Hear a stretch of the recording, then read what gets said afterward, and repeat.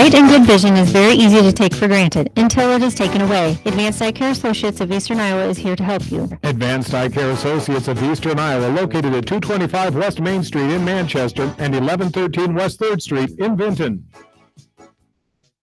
If you need residential and commercial plumbing, heating, and electrical work, call Meyer Mechanical in Dyersville. Meyer Mechanical is proud to support all area athletes, coaches, and fans and wish them continued success. Put their team to work for you.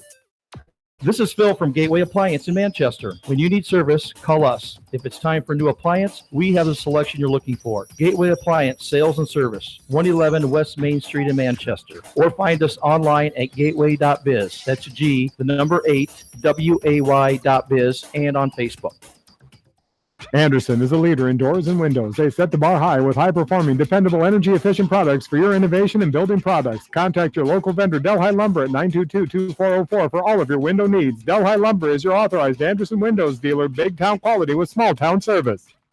This is Dr. Tim Collier from Dental Associates of Manchester. We take pride in the environment we provide our patients with a caring attitude and unsurpassed comfort. For the kind, compassionate, and competent dental care you deserve, call us at 927-GRIN. Dental Associates of Manchester, creating healthy smiles for life.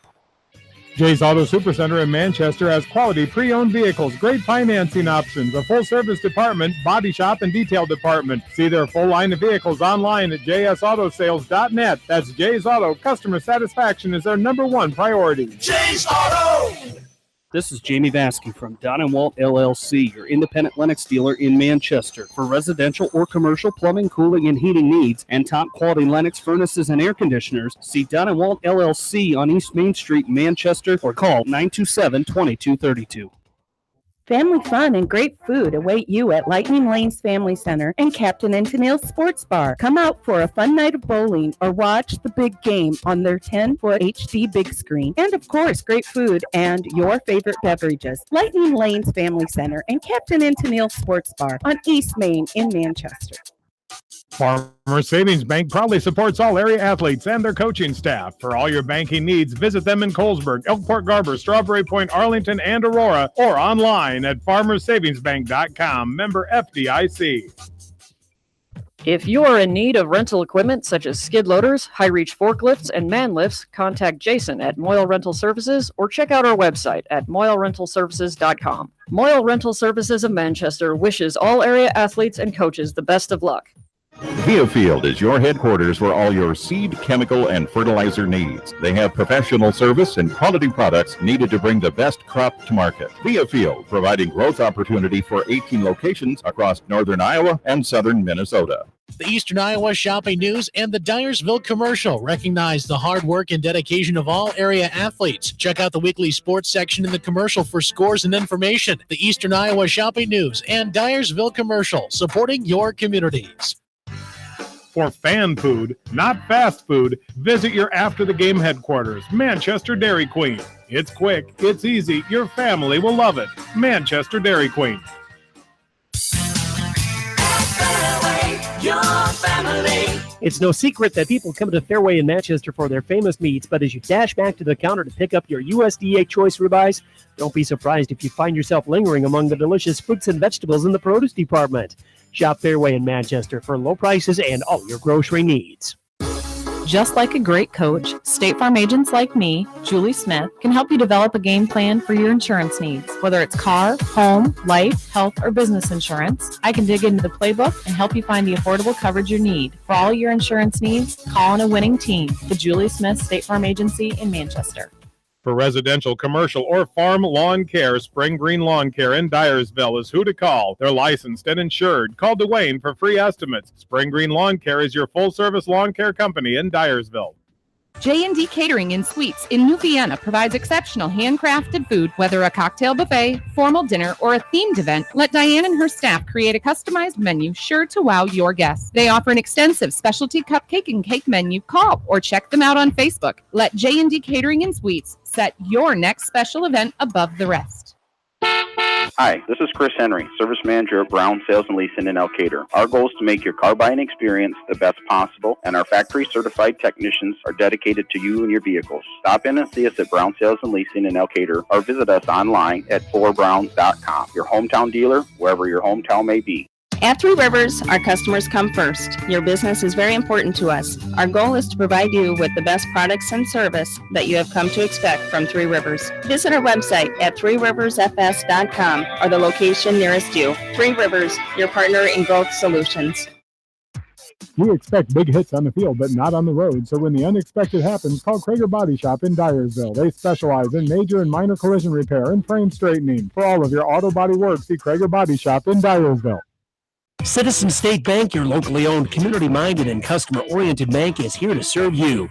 Choose one of their 7 convenient locations in Winthrop, Monticello, Manchester, Ryan, Strawberry Point, Hopkinton, and New Vienna. Citizen State Bank, community banking with people you know, member FDIC. Put a little south in your mouth at Rockin' 5K Barbecue Shack in Manchester. You can't go wrong with any of their melt-in-your-mouth menu options. Dine in or call ahead for carry-out. Book them today to cater your next event. Rockin' 5K Barbecue Shack in Manchester. By County Disposal Incorporated for all your commercial and construction disposal needs. Best of luck to all the area athletes and coaches from everyone at By County Disposal Incorporated in Dyersville, serving Dubuque and Delaware counties. This is Jamie Vaskey, the voice of the West Delaware Hawks, and I've had the chance to review the Good Neighbor Society's playbook, and I got to tell you, they are friends in your neighborhood, designing plays to get you home fast. If you need help getting back in the game, contact the Good Neighbor Society Rehab to Home team at 563-927-3907. The Edgewood Reminder is proud to support all the area teams in athletic action and appreciates their efforts in the classroom and during sports. Check out all the sports photos in each week's issue of the Edgewood Reminder. TriVet Associates is a mixed animal veterinary clinic with offices in Farley, Dyersville, and Holy Cross. Our 8 doctors serve the Dubuque, Manchester, Guttenberg, and Cascade areas and provide veterinary services to both large and small animals. For more information, find us on Facebook or visit our website, trivetinc.com. High-Tech Communications is your local service provider for telephone systems, fire detection, audio, video, security and surveillance systems, wiring, and more. High-Tech has decades of experience in the industry. Contact High-Tech at 563-927-4936, online at hightechcommunications.us. High-Tech Communications, changing your world with technology. West Bend's home and highway policy provides you with one policy, one bill, one deductible, and one agent, all with no hassle and a portion of your annual premium back in cash if you don't have a claim. To find out more, contact your local West Bend agent, Eric Smith, at Parrott Insurance in Manchester at 927-2791. Are you looking for great food and a unique atmosphere? Then make Okoboji Grill your next lunch or dinner destination. Or enjoy 2-for-1 happy hour every Monday through Thursday from 4 until 6 p.m. That's Okoboji Grill, 1749 Golf Course Boulevard in Independence. Okoboji Grill, where good friends meet. Whether a door needs replaced or building a new home, let S&R Construction of Masonville take care of you. S&R Construction is the expert in home improvement projects, gutters, siding, garages, remodeling, new home construction, and more. Call Steve Fetland today at 319-361-0638 for a free quote. Whether it's an orthopedic, sports, or occupational injury you are suffering from, Regional Medical Center Therapy Services has you covered. With a customized treatment program, Regional Medical Center Therapy Services can get you back on track in the active game of life. Regional Medical Center, excellence in healthcare, close to home. Leonard Muller Funeral Home and Crematory wishes all the best to the athletes and appreciates their hard work and scholastic efforts throughout the year. For personal, caring service, Leonard Muller Funeral Home and Crematory in Manchester, Edgewood, and Strawberry Point. Hey KMCH listeners, GMB is proud to support our area athletes and help bring the sport to you. The GMB Bank team reminds you whatever your financial goals, we're here to help you reach them. Stop by our Manchester location or visit us online at gnbbank.com. Member FDIC. Going above and beyond is a standard of care at Above and Beyond Home Health and Hospice Care. Their compassionate staff care deeply about the comfort of their patients. A nurse is available 24 hours a day, 7 days a week. Above and Beyond Healthcare, the more they care, the more beautiful life becomes. Proudly serving Jones, Jackson, Johnson, Lynn, Clayton, and Delaware counties. Clifton Murdoch Funeral Home and Cremation Services in Earlville are proud of all area athletes and coaches. Best of luck for a successful season from everyone at Clifton Murdoch Funeral Home in Earlville. At Tauke Motors, we believe in a gentler, simpler way of doing business. Check out our large selection of new and pre-owned vehicles, as well as great incentives at taukemotors.com. If you are looking for a new pre-owned vehicle or service on your current vehicle, come to Tauke Motors, Chevrolet, Chrysler, Dodge, Jeep, and Ram on 9th Street in Dyersville. At Dupaco Community Credit Union, we know debt happens. A debt checkup from Dupaco ensures it's not costing you more than it should. With historic low interest rates, now is the time to bring your loans to Dupaco. Contact us at 563-927-6187 or visit dupaco.com. The Manchester Press is your community newspaper. Check out the sports section for game stats and photos of area players and game highlights. The Manchester Press, serving the area for over 130 years. Hurry down to Rio Blanco Mexican Restaurant in Manchester today. Enjoy the best margarita around on their patio facing the Whitewater Park. Rio Blanco features daily specials and kids menu too. There's something for everyone at Rio Blanco Mexican Restaurant in Manchester. Newhouse Construction and Concrete is proud to support all our area athletes. Give Phil a call at 927-5178 for your commercial, ag, or residential projects, or visit newhouseconstruction.com. Newhouse Construction and Concrete turns design into reality. No one can win a game by themselves. At F&M Bank, our team works together to achieve the ultimate goal, exceeding client expectations. F&M Bank is a proud supporter of all local sports teams. F&M Bank, the right choice in Manchester, Cedar Rapids, Anamosa, and Monticello. Member FDIC. Just like you take pride in your vehicle, we take pride in the service work we provide. This is John from Georgian Auto in Manchester. Whether it's routine maintenance or major repairs, we'll take care of your car and get it back on the road. Georgian Auto in Manchester, where complete automotive service and repair is our complete focus. Delhi Insurance Agency wishes all the area athletes and coaches the best for a successful season. See Larry, Sue, Christy, and Chad for all of your insurance needs, from home to commercial and everything in between. Delhi Insurance Agency in Delhi. Go Wildcats! For all your general contracting needs, turn to the professionals at Lucky Building Service in Manchester. For commercial, remodeling, and building, and new home construction, call the experts. Lucky Building Service in Manchester. 563-927-5677. You may not wear glasses or contacts, but how do you know if you're seeing your best or if your eyes are healthy? Why not be proactive and get your eyes examined? Dr. Daniel E. Murch and his professional staff at Manchester Family Vision can help. Manchester Family Vision Center on West Main, where clear vision begins with healthy eyes. Steve Moyle Masonry, a family-owned commercial masonry contractor based in Manchester. Quality is what we're about. Visit us online at smoylemasonry.com. Our service and parts team at Victory Ford is dedicated to keeping your car in tip-top shape. And our sales department makes buying a car easy and hassle-free. Stop out to Victory Ford in Dyersville or online at victoryfordonline.com. Good luck, athletes and coaches.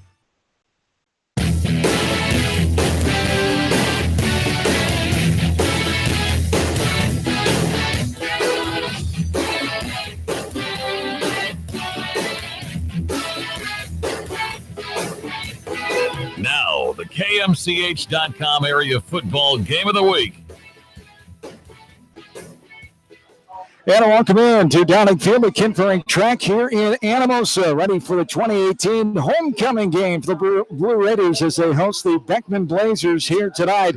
Along with my partner, Kevin Barnes, Jim Myshot, our spotter, John Swisher, along with you here tonight inside the press box at Downing Field as Anamosa and Beckman meet. 1 and 2 teams here tonight as we get ready for this one, week number 4 of the high school football season. And for both of these teams, it's been some growing pains and some learning issues the first few weeks, but I think for both of them, they've gotten better in each of the first 3 weeks, Kevin Barnes, and that's all you can ask for as a coach. Yeah, exactly, and I think it's 2 pretty evenly matched teams. I think we should have a great game tonight.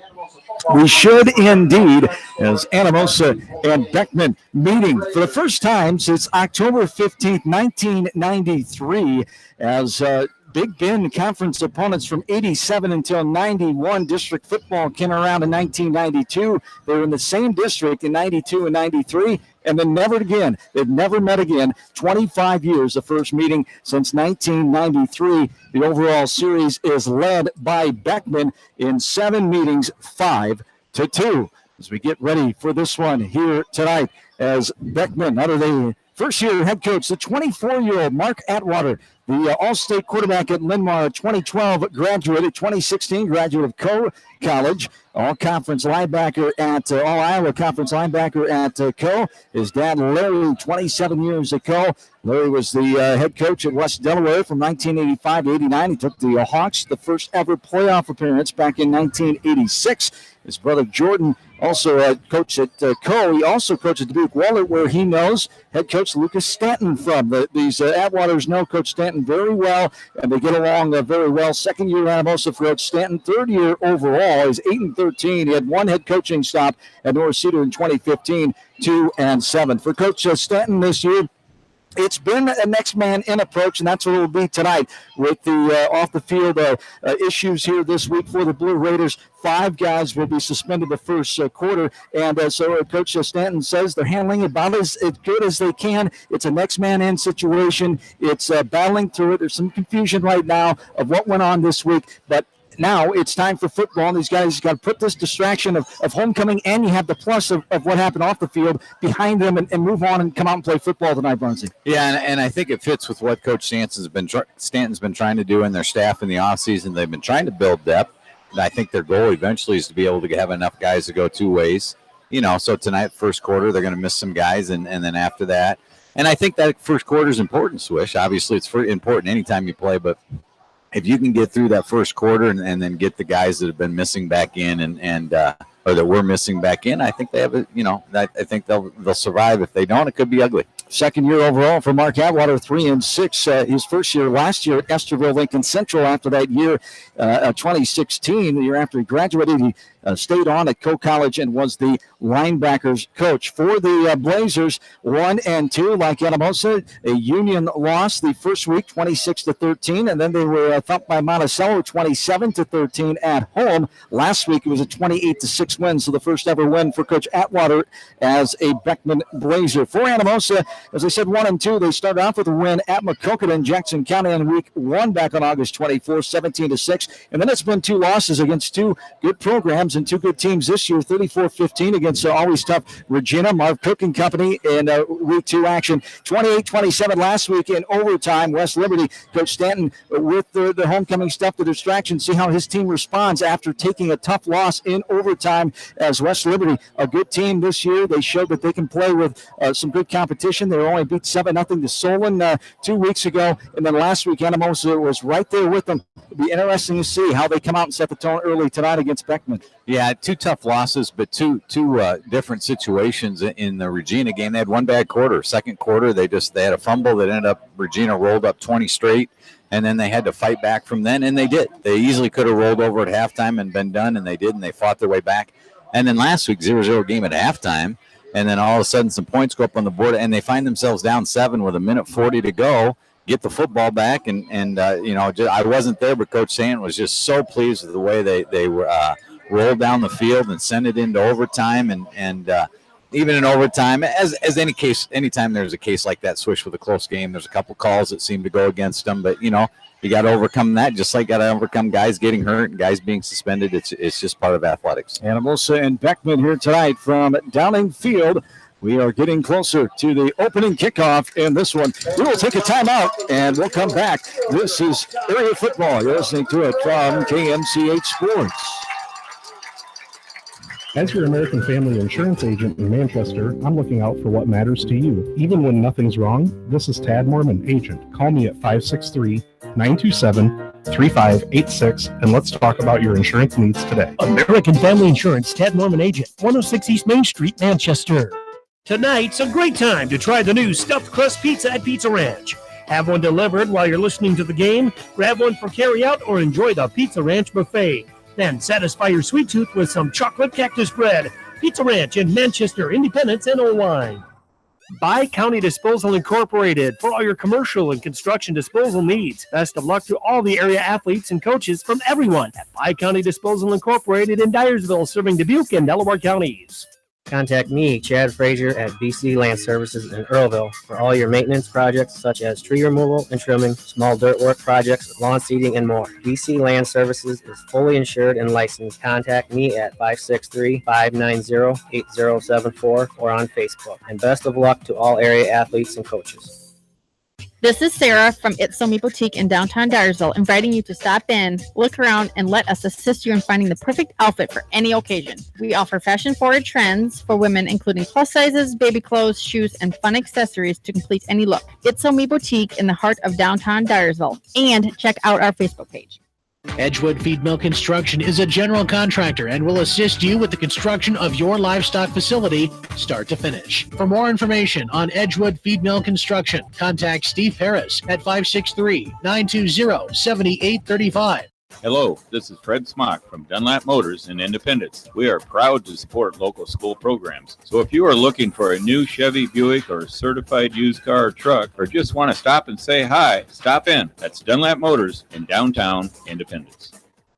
Clayton Drug supports all the area athletes and coaches on a successful season. Stop in and visit with one of their pharmacists today and be sure to check out their large selection of home decor and gift items. Clayton Drug in Strawberry Point, a local pharmacy you can trust. For the best selection of Chevy, Buick, and GMCs in the area, see Bob Stephen Motors in Manchester. We offer straightforward pricing and carry a low overhead, so we can pass those savings on to you. We also take care of you after the sale and offer a state-of-the-art service department with ASE trained technicians. For a full list of our inventory, visit us on the web at bobstephenmotors.com. When it comes to financial planning, most financial companies focus on your income. At Northwestern Mutual, we focus on your outcome. It takes the right financial partner who cares as much about your future as you do, building a financial plan to meet your life's priorities and helping you achieve the financial security you're after. Focus on your financial outcome with Northwestern Mutual. Contact me, Mitch Payton, or Matt Schulte today. You and Northwestern Mutual, stronger together. American Trust and Savings Bank wishes all area athletes and coaching staff continued success. American Trust and Savings Bank with locations in Dyersville, Farley, Dubuque, and Des Moines. Simply better banking. Check them out at americantrust.com. Member FDIC, equal housing lender.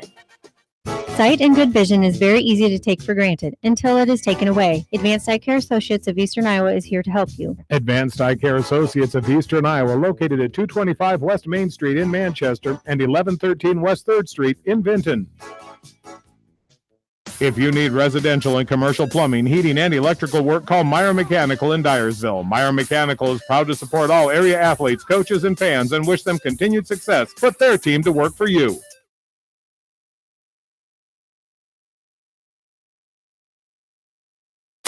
You're listening to high school football on KMCH.com.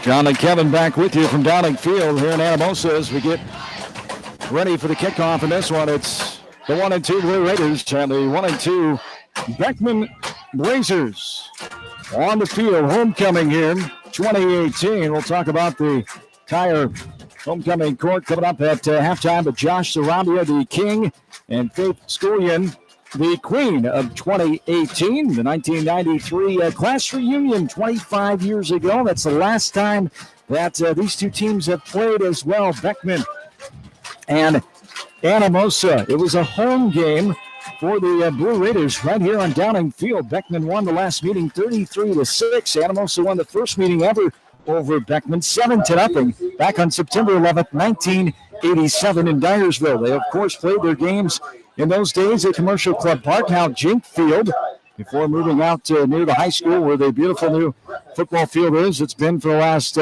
10, 15 years, but before that they played at Commercial Club Park. And Beckman is on the field ready to receive this one as the Blazers will be going left to right. And the Blue Raiders will be kicking off here to start this game. What do you look for here early on, Bonzi? You know, I think, again, alluded to it in the pregame, Anamosa's got to survive this first quarter, and you know, I think that's always the case. Even if they weren't suspended, homecoming week always drains kids. Sometimes kids lose focus on what it's all about. Sometimes they don't. Hopefully this group doesn't. But, you know, they got to survive here in the first quarter and see if they can set some tempo. As kicking off here for Anamosa, Maverick Totten, the senior, as returning for Beckman McHagan, the sophomore. And Carter Pecci, the senior. Tom Yeager, I should say, the junior back there, number 3, not 2. Numbers are tough to read, Switch. Yes. Jim Myshod, we're glad to have him along as our sponsor tonight. He'll help us in that department as we are underway now at 7:44. Getting it on the left hash is the aforementioned Carter Pesci. He goes right side over the 35-40. Now 45, shake and bake, still up in the air. Finally grabbing on, going to get the takedown is Levi Ershman, the 5'7" sophomore, after a nice gain on that play. A gain of about 47 yards there, all the way out just inside the 50-yard line. Yeah, and the kick to the right hash kick to the left hash set the return on the right hash. So he had a long way to go to get to the wall, but once he got there, Beckman did a great job of establishing. Maverick Todd saved a touchdown. The kicker, he's the safety on the play, and had he not been there, it would have been gone. So 1st and 10 for the Blazers from their own 49-yard line, going left to right. Seamus O'Connor, 26 of 53 passing, threw 3 picks in that win over Clayton Ridge last week, over the 50-yard line. Now 45, trying to get his way to the 40, being hung on to and taken down inside the 35, just carrying men there with him is the big fella, Owen Grover, the 6'3 senior. Getting in there for Anamosa was Lazarius Bland, the 6'6 senior, for the takedown, but the first down, and Beckman looked impressive right off the bat there as the young man just running at will. Yeah, that's a big-time hole. He didn't get touched till he was 8-10 yards down the field. 11:25 and counting. Here's a handoff again, going left to right, trying to get to the 30. He does, and taken down by Bland again. Also another man in there was Nathan Keating, the 5'10 sophomore, as Owen Grover, the 6'3 senior. The 215-pounder, 70 attempts, 368 yards on the season, 5.3 a carry. He scored 3 touchdowns as long as it's been a 5-yard run. 11 minutes and counting here. Another first down, back-to-back first down drives here for Beckman in their first 2 starts of the game. Here's a receiver on the far side as a handoff right up the middle is Grover. Did he lose the ball? They tried to strip it. He turned on it and then was able to get it back in his hands.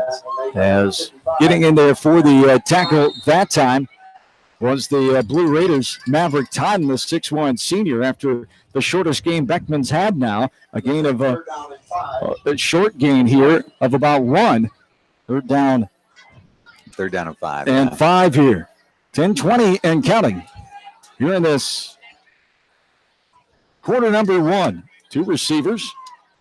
Grover set up left side. Now here's a pitch to the running back going right to left. Evan Wolfcool, the 5'10 junior, as he could not cut up and get the edge. Good pursuit there by the Blue Raiders, forcing him out of bounds and getting credit that time. Matthew Walton, the 6'3 senior defensive back, quarterback of the offensive side for the Blue Raiders, the 190-pounder, as a short gain. No gain on the play they call. It'll be 4th down and 5 as the ball is inside the 30, right at the 29-yard line. Yeah, excellent play that time by the Blue Raiders. They strung that out nice, and Walton stayed home, came up from his corner position, supported it. So Beckman going for this 4th and 5 on the Blue Raider 29-yard line. Rolling out right side is a quarterback.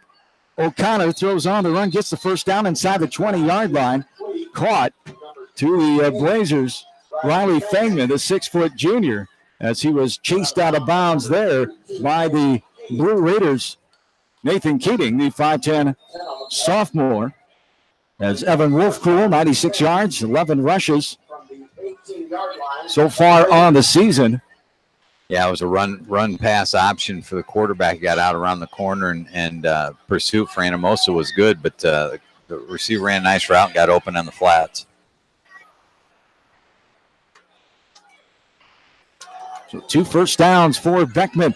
Here is O'Connor going to hand off to the first man, the only man through, as he bullies his way past the 15, trying to get to the 10, just shy of the 10-yard line. He's latched onto and taken down by a couple of Blue Raiders, as the first one to make the initial contact was Chandler Seeley, the 6'1 senior, and another first down. No. 8 yards. A gain of about 7 or 8 there. The 2nd down and 3 now. Here for Beckman, 9.5 to go. Two receivers, one each side. Under center is O'Connor. He's going to hand off to Grover again. And again, he pushes his way right through inside the 5-yard line, down about the 4. As the third first down there for Beckman. Impressive drive. It's a big boy. He's pushing the way up front. And at this point, Anamosa can't stand their ground. Yeah, Beckman's got great size up front, but they're also trying to tackle that big running back up top, and that's not going well. He is dragging kids. So 9:05 and counting here. First down and goal now for the Blazers. Trying to strike the scoreboard first here tonight at Dowling Field. There's a handoff to Grover. He's going to push his way, trying to get to the goal line. 3-4 blue jerseys get there and knock him down before the goal line. As Grover, again, another carry. Only Grover, 368 yards coming in. Boy, it looks like an All-American now, Switch. Second down and less than 1 here. And he's a big, strong boy. I mean, they're just having an awful time trying to get him to the ground. Second and goal inside the 1, 8:25 in counting. Here in this quarter number 1, 2 receivers. It's going to be the second man through Grover, and he makes his way in. The 1-yard touchdown run for Owen Grover. And just like that, Beckman, impressive opening drive. It featured 3 first downs and a whole lot of running by Mr. Grover. Yeah, and you know, there was there was nothing fancy there. They just lined him up, and he stutter stepped up to the hole, found his hole, up to the line, found his hole, and then they had an awful time bringing him down, like I said, and he did a great job, and that last play just sniffed the goal line.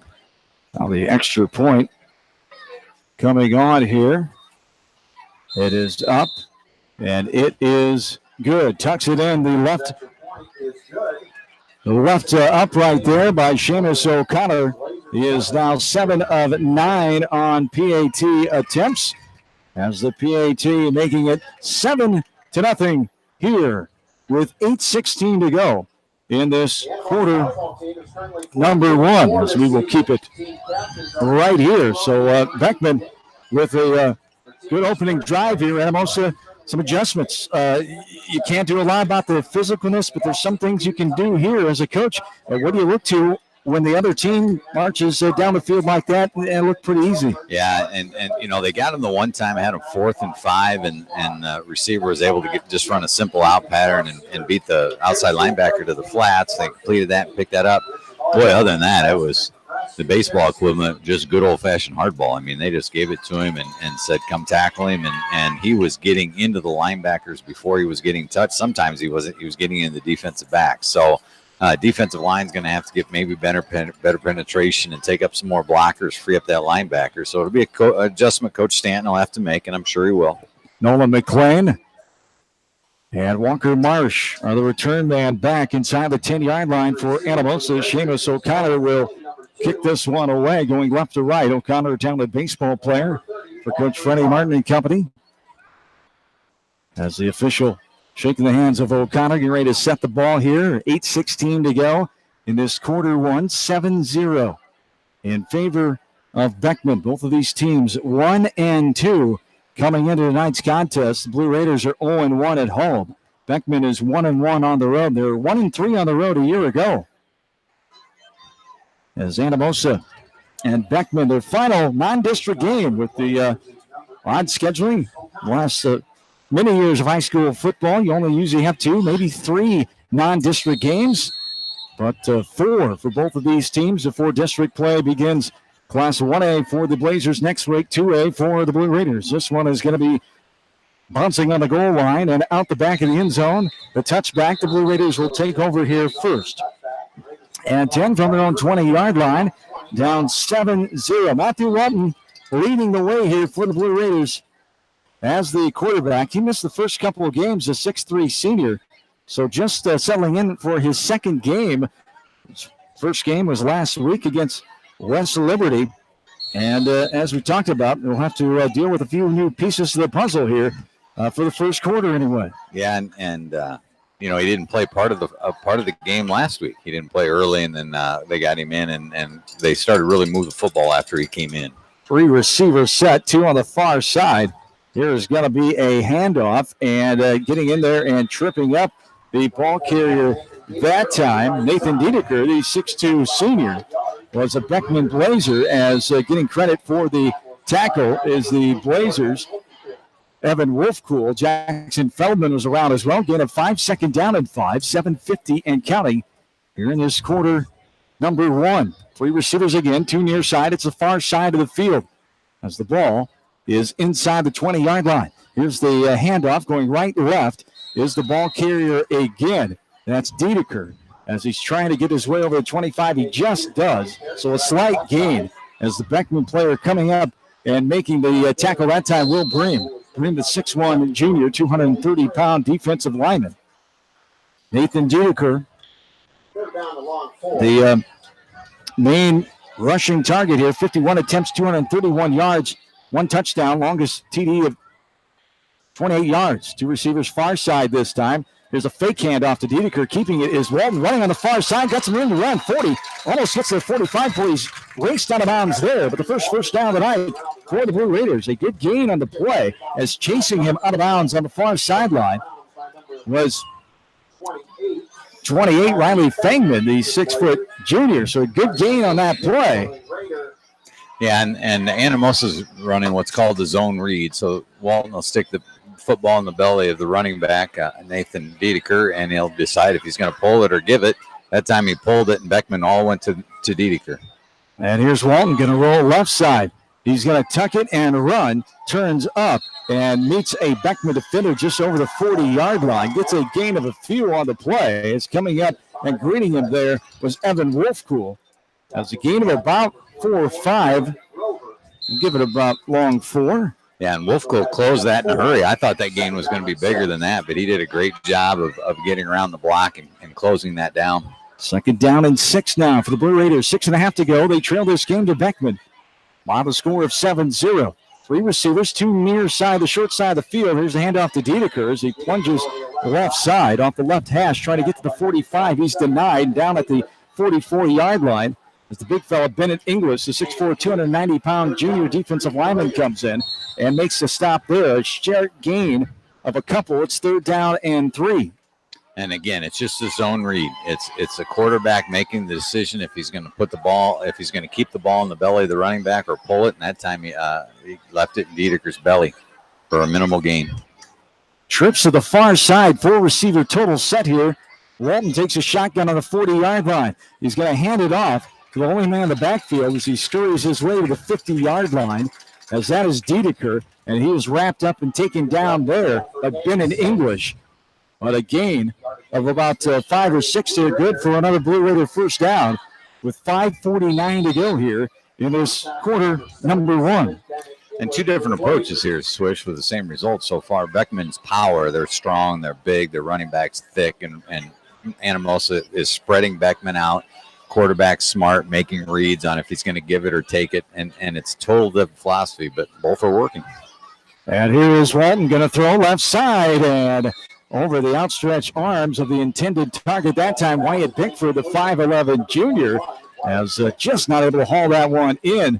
The pressure there by Trent Kelker. Kelker, the 5'9 sophomore, and Wyatt Bickford is a man who got some playing time early on in the season as well, stepping in, and that's one of the good things. Whenever you have injuries, suspensions, talking to Coach Stanton about it, that is one positive you can take from it. You know it from coaching basketball and coaching whatever many years. Other guys can step in and get a chance. Absolutely, and that's the key to team success. You know, especially in football, you're just not going to make it through all year being healthy. As here is Walton, he'll keep it, gets over the 50. Before he gets to the 45, he is hit from behind and wrapped up by Owen Grover, the 6'3 linebacker, as after a short game of about 4 or 5 on the play. And again, that was a heck of a play by Grover. He came out of nowhere. I thought Walton had big-time yardage there, and Grover was able to come off his block and make a play. That's an impressive play. Absolutely, no problem. They'll give him a gain of 4, 3rd down and 5, just under 5 minutes play here in the first quarter. Blue Raiders trail the Blazers 7-0. 3 receivers, 2 on the far side. Walton running the option. He's going to pitch it to Dedeker. He shakes over the 45, 40. Yellow way to about the 35-yard line. He's dragged down, but there was a penalty marker on the play on the far side. We'll wait to see what this is. Most likely when it comes over there, the 10-yard gain, but looks like there might be a holding as Owen Grover came in from behind and finally took him down. And I believe it is a holding. And it's been a huge problem for the Blue Raiders switch through their first 3 games. They've had touchdowns called back. They've had huge gains called back. And Coach Stanton is even the first game that they won for the most part pretty easily against Maquoketa. They had a couple of big plays called back. So he's fighting that. Kids are, I'm sure, working hard and getting better, but got to figure that out. So the first penalty of the night comes on Anamosa. They're down at 13 now after the mark-off after a good gain. And what would have been their 3rd first down, it's negated here with 4.5 to go. Play clock at 15 as Walton sending the offense. Trips receivers to the near side, the long side of the field. As the ball's on the right hash at their own 48-yard line. Shotgun with Diedeker to his left. Walton, he'll roll out left side, looking left, still looking. Now he's going to try to shake a defender. He gets by him, and now 3 white jerseys latch on and drag him down after he gets over the 50-yard line. So he gets a few of those yards back as giving credit for the tackle Grover and also Will Bream for the Blazers. And if Grover doesn't make that play, Walton runs a long time. That was the only guy who could make that play, and he did make it. Gain of about 5 of the play brings up a 4th down at 8 now. 3:55 and counting. As back to punt inside the 40-yard line, I should say.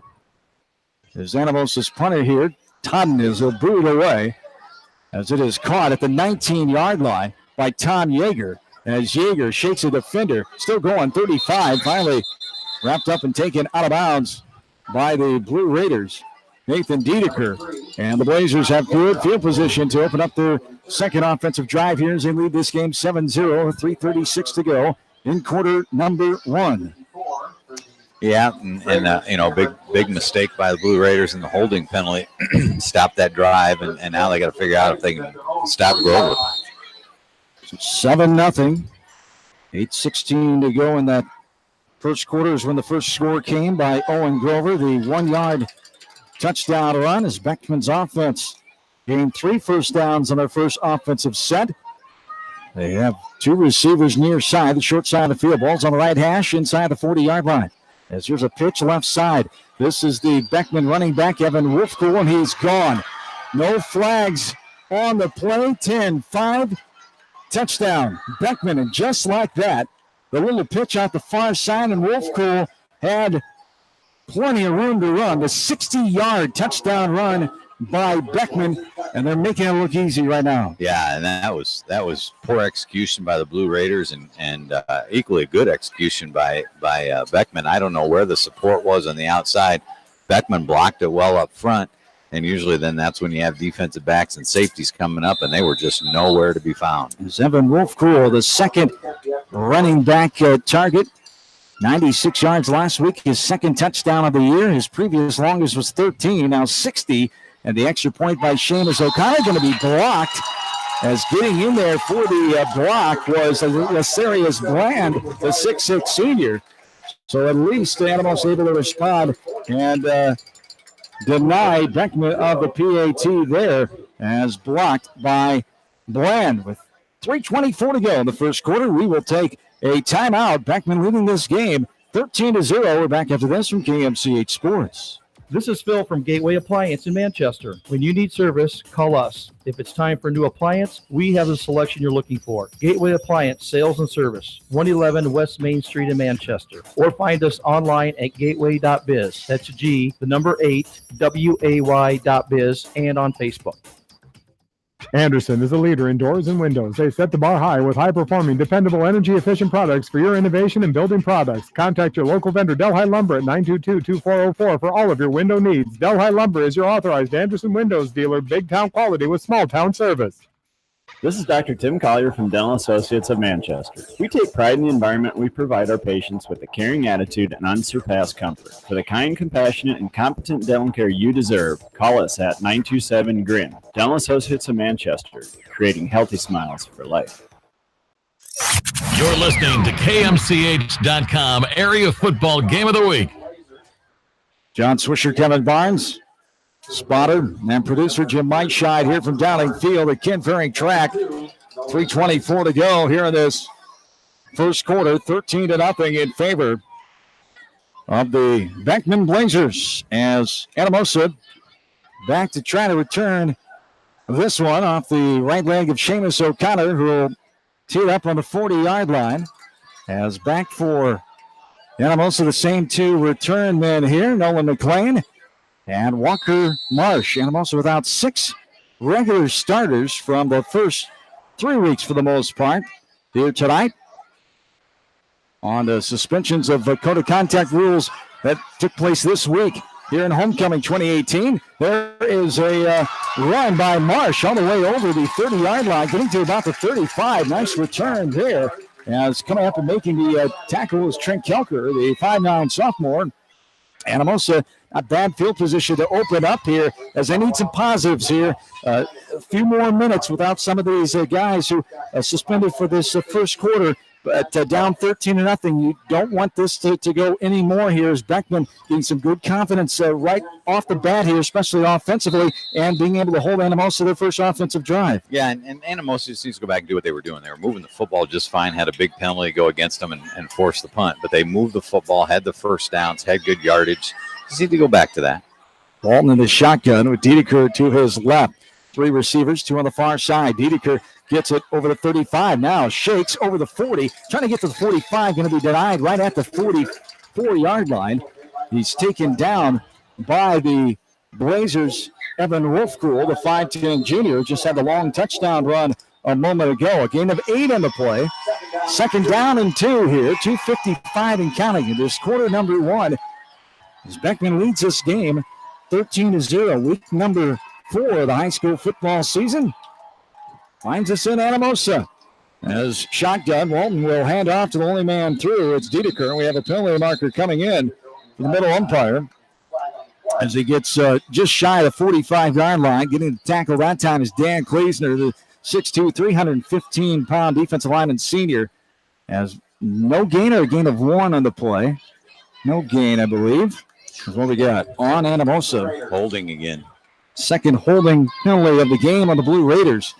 Before it took away a 10-yard run. That time only a couple yards, but still not the direction Coach Stanton and company want to go here. Yeah, and that was, again, backbreaker because you're looking at 2nd and 2. Probably would have been 3rd and 1, and now you're looking at 2nd and 8.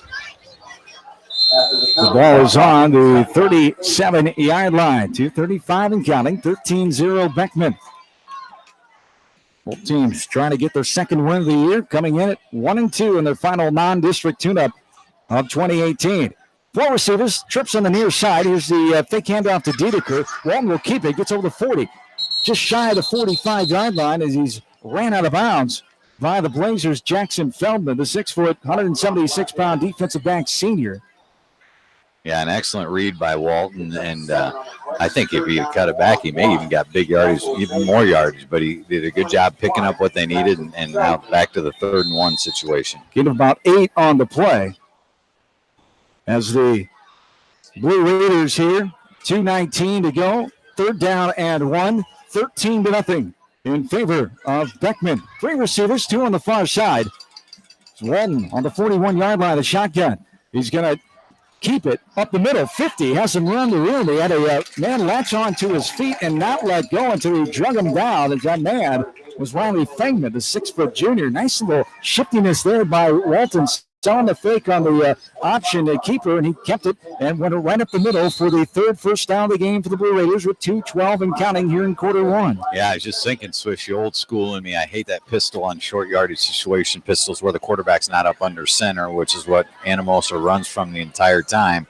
But Walton sure made it work there. A little shiftiness and actually ran right back over where the center was. Shotgun right inside the 50-yard line as he's going to option it. Right side to Dedeker this time, over the 45, over the 40, and a man missed.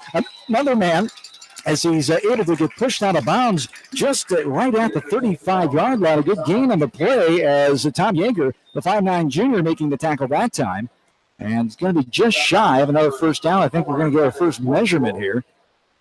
Yeah, and that's a what they call a sprint option or a speed option look where they're trying to run the ball up inside, and then all of a sudden Walton takes the snap and starts sprinting to the outside. As soon as he gets tackled or about to get tackled, then he pitches the ball to Dedeker. So it was a good read and so much for the measurements. Yeah, no measurement. Well, I think because they use the line. the change just past the line, and the football is just on the line. So good call as they stop the clock. As out of bounds was the runner. 1:38 to go. Second down and less than one here. As 13-0, the play clock has not been put into action here by the head referee quite yet. Third year of the play clocks here in Anamosa. what's he waiting on? Our last home game was 2 years ago. Not sure. Was it the? I just heard our clock operator say I'm working on it. 14 point. Is that 140 or 14.3? But what are they working on? I'm not sure. It wasn't. Should be set now. As they're still working.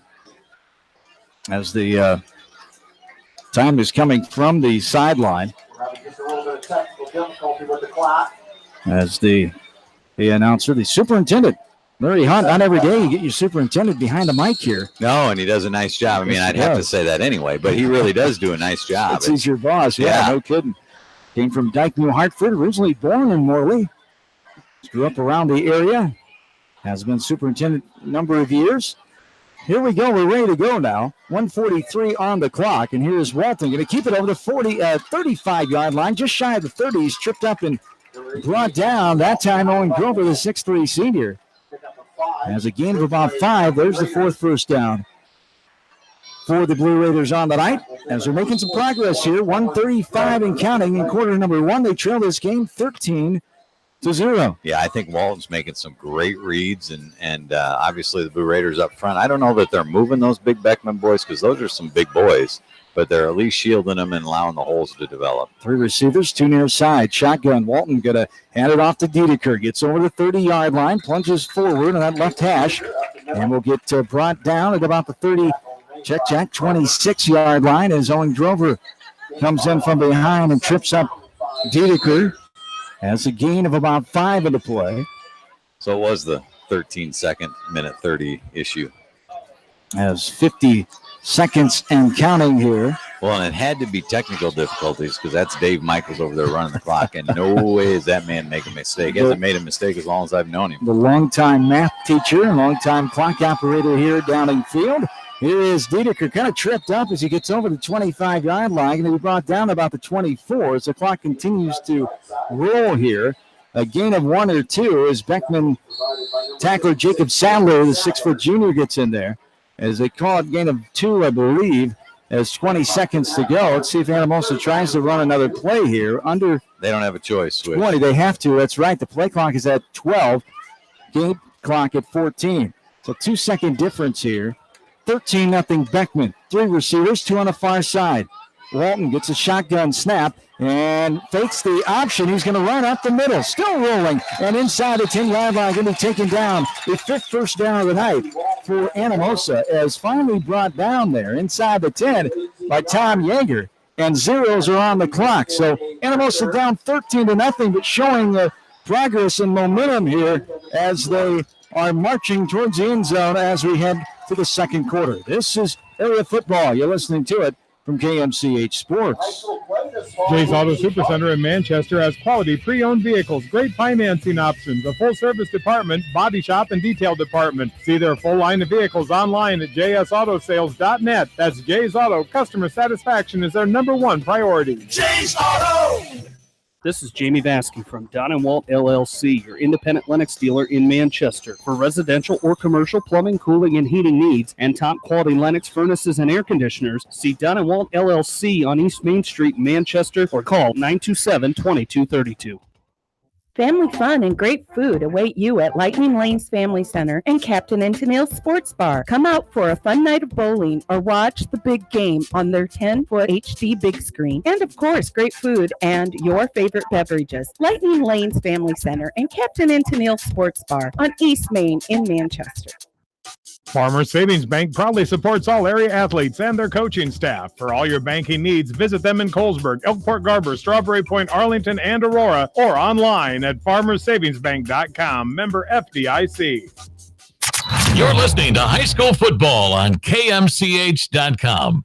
13-0 as a fresh 12 on the clock here. Second quarter action coming. Anamosa going left to right now, switching end zones as we start the new quarter. As the Blue Raiders have it first and goal from the 6-yard line. Walton going to pitch it. A man in motion right to left with Zach McLean. Trying to get around the corner and turn it up. Gets down inside the 5-yard line. Going to be marked down about the 4. As a couple of Blazers come in and make the tackle there on that far side. As it'll be second down and goal inside the 4-yard line. Yeah, a play we haven't seen yet. Swish little jet sweep. Excuse me, let McLean use his speed, but Beckman, I thought, played that extremely well, stayed wide. He picked up yardage, but it could have been bigger. 11.5 to go, 13-0. Beckman the lead, and they scored 2 first-quarter touchdowns, and here we have a penalty from the umpire. And illegal procedure looks to be the third penalty of the night here for Anamosa. They had 2 holding calls in that first quarter that hurt them on a couple run plays, and now we have the legal procedure called on the Blue Raiders that will back them up. And we'll have a second down and goal as the ball will be around just inside the 10-yard line. Never understood that switch. You have 2 guys strictly assigned to watch the offensive line, and the guy who's not assigned to watch it makes that call. Always wondered about that. 11-10 and counting. Second down and goal. Walton will fake the handoff. He's going to run it right up the middle. Goes right, left, fumble on the play. Looks like a Blue Raider able to get down on it. And they actually do gain some yards ahead there as the ball's going to be up at the 2-yard line as making the hit there. Was that covering up the ball? Was the Blue Raider? Walton recovered his own fumble. After he got knocked away, he was able to dive in and get it. Maverick Todden was there as well, but Walton able to fall on it. As Barnesy alluded to, is third down and goal as the ball is on the 2-yard line. 13-0 Beckman. 10.5 to go here in this quarter number 2. 13-0 Blazers on the road here tonight at Downing Field. First meeting since October 15th, 1993 between these 2 schools in football. A timeout. First timeout called of the game. It'll be taken by Anamosa. Coach Stanton not happy there. Yeah, a little motion by Coach. Something didn't go right. As he'll take a timeout and talk with his Blue Raiders offensively here as Lucas Stanton assisted by Ryan Hemphill, Alburnett coach Zach Salzel. Also, Dave Martinson, Anamosa boy, late 80s graduate here of Anamosa. Pat Keating, Matt Turner, David Stemper, Caleb Huss, Trevor Green, Nick Dool, and Justin Futrell as Beckman. Mark Atwater, his first year, as we talked about, at Beckman, the Linmar graduate of 2012. Ryan Meisner, the head softball coach at Beckman, is back as assistant football coach. Jimmy Bockenson, assistant baseball coach on the staff. Tim McCoy as well. John McGuire, a longtime Beckman coach. And Ty Troutman on the staff as well, the son of A.D. Todd Troutman. Is Troutman, Ty is the most career receiving yards leader in Beckman history, 2,288 yards, most receptions as a wide receiver, 121, as he played Beckman varsity football from 2008 to 2011. Had some great days there for Coach Ray Hammond and company. 10:23 to go here as the earlier game tonight, the fresh soft contest was won by Anamosa 24-12. Third down and goal. The ball's on the 2-yard line when we resume here, and the play clock has been put in by the head referee. As Walton in the shotgun with Dedeker right next to him. Man in motion left to right is McLean. Here's Walton looking right side. Looking McLean, now looking the back of the end zone. Has a man wide open. Does he catch and hang on? He does not. Out of bounds, says the black official. Not able to complete the process of the catch there, says the back official. I waited because I didn't see anybody raising their hands. The Blue Raiders thought they had scored there, but the official comes in with a later whistle and waves it off, saying he was out of bounds if he did complete the catch, or he didn't complete it in time. Well, I think the other way. So he was clearly in bounds on the catch. What I'm wondering is if he stepped out and then came back in and touched it, which I did. I thought in high school was still legal as long as he got both feet back in, but he was clearly in the end zone when he caught it. Sure looked like it from here. Fourth down and goal from the 2. Walton under pressure, going to throw back in end eye high and intended for the man there. The Blue Raiders receiver Dylan Rickles, I believe, yep. The 5'10 senior in.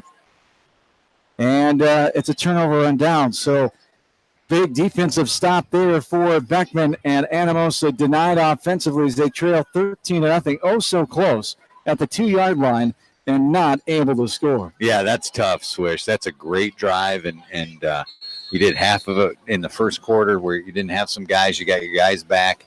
You know, you have third and goal to 2. You know, throw a pass. It looked like it could have been a touchdown. Not sure why it wasn't. And then fourth down, that was really there wasn't a chance on that fourth down play. Now Beckman will have to climb themselves out of a hole. We have a penalty marker. It looks to be the first penalty on Beckman of the game. It'll be our 4th total. Yeah, somebody moved up on the line of scrimmage, so not going to be much of a penalty here. They're at the 2, but score update from Edgewood tonight. Edco beating Northland after 1 quarter, 7-0. Keep an eye on other scores. 10:09 to go here in this second quarter. Beckman leading this contest 13-0. Another score close to our hearts, Barnesy. The Cubs are down 2-0 in the 4th. Good Lord. As they start that series tonight at home, a rare Friday night game in regular season play against the Cincinnati Reds. There's a run right up the middle by the Blazers. As getting in there and making the tackles, Walker Marsh, the 6'2 senior. Yeah, and that's a good job there, stuffing the big boy at the line of scrimmage. That's something they have not been able to do thus far, obviously. And give Walker Marsh a ton of credit because he didn't try to tackle him up at the shoulder pads. He went in at the legs. 2nd down and 9.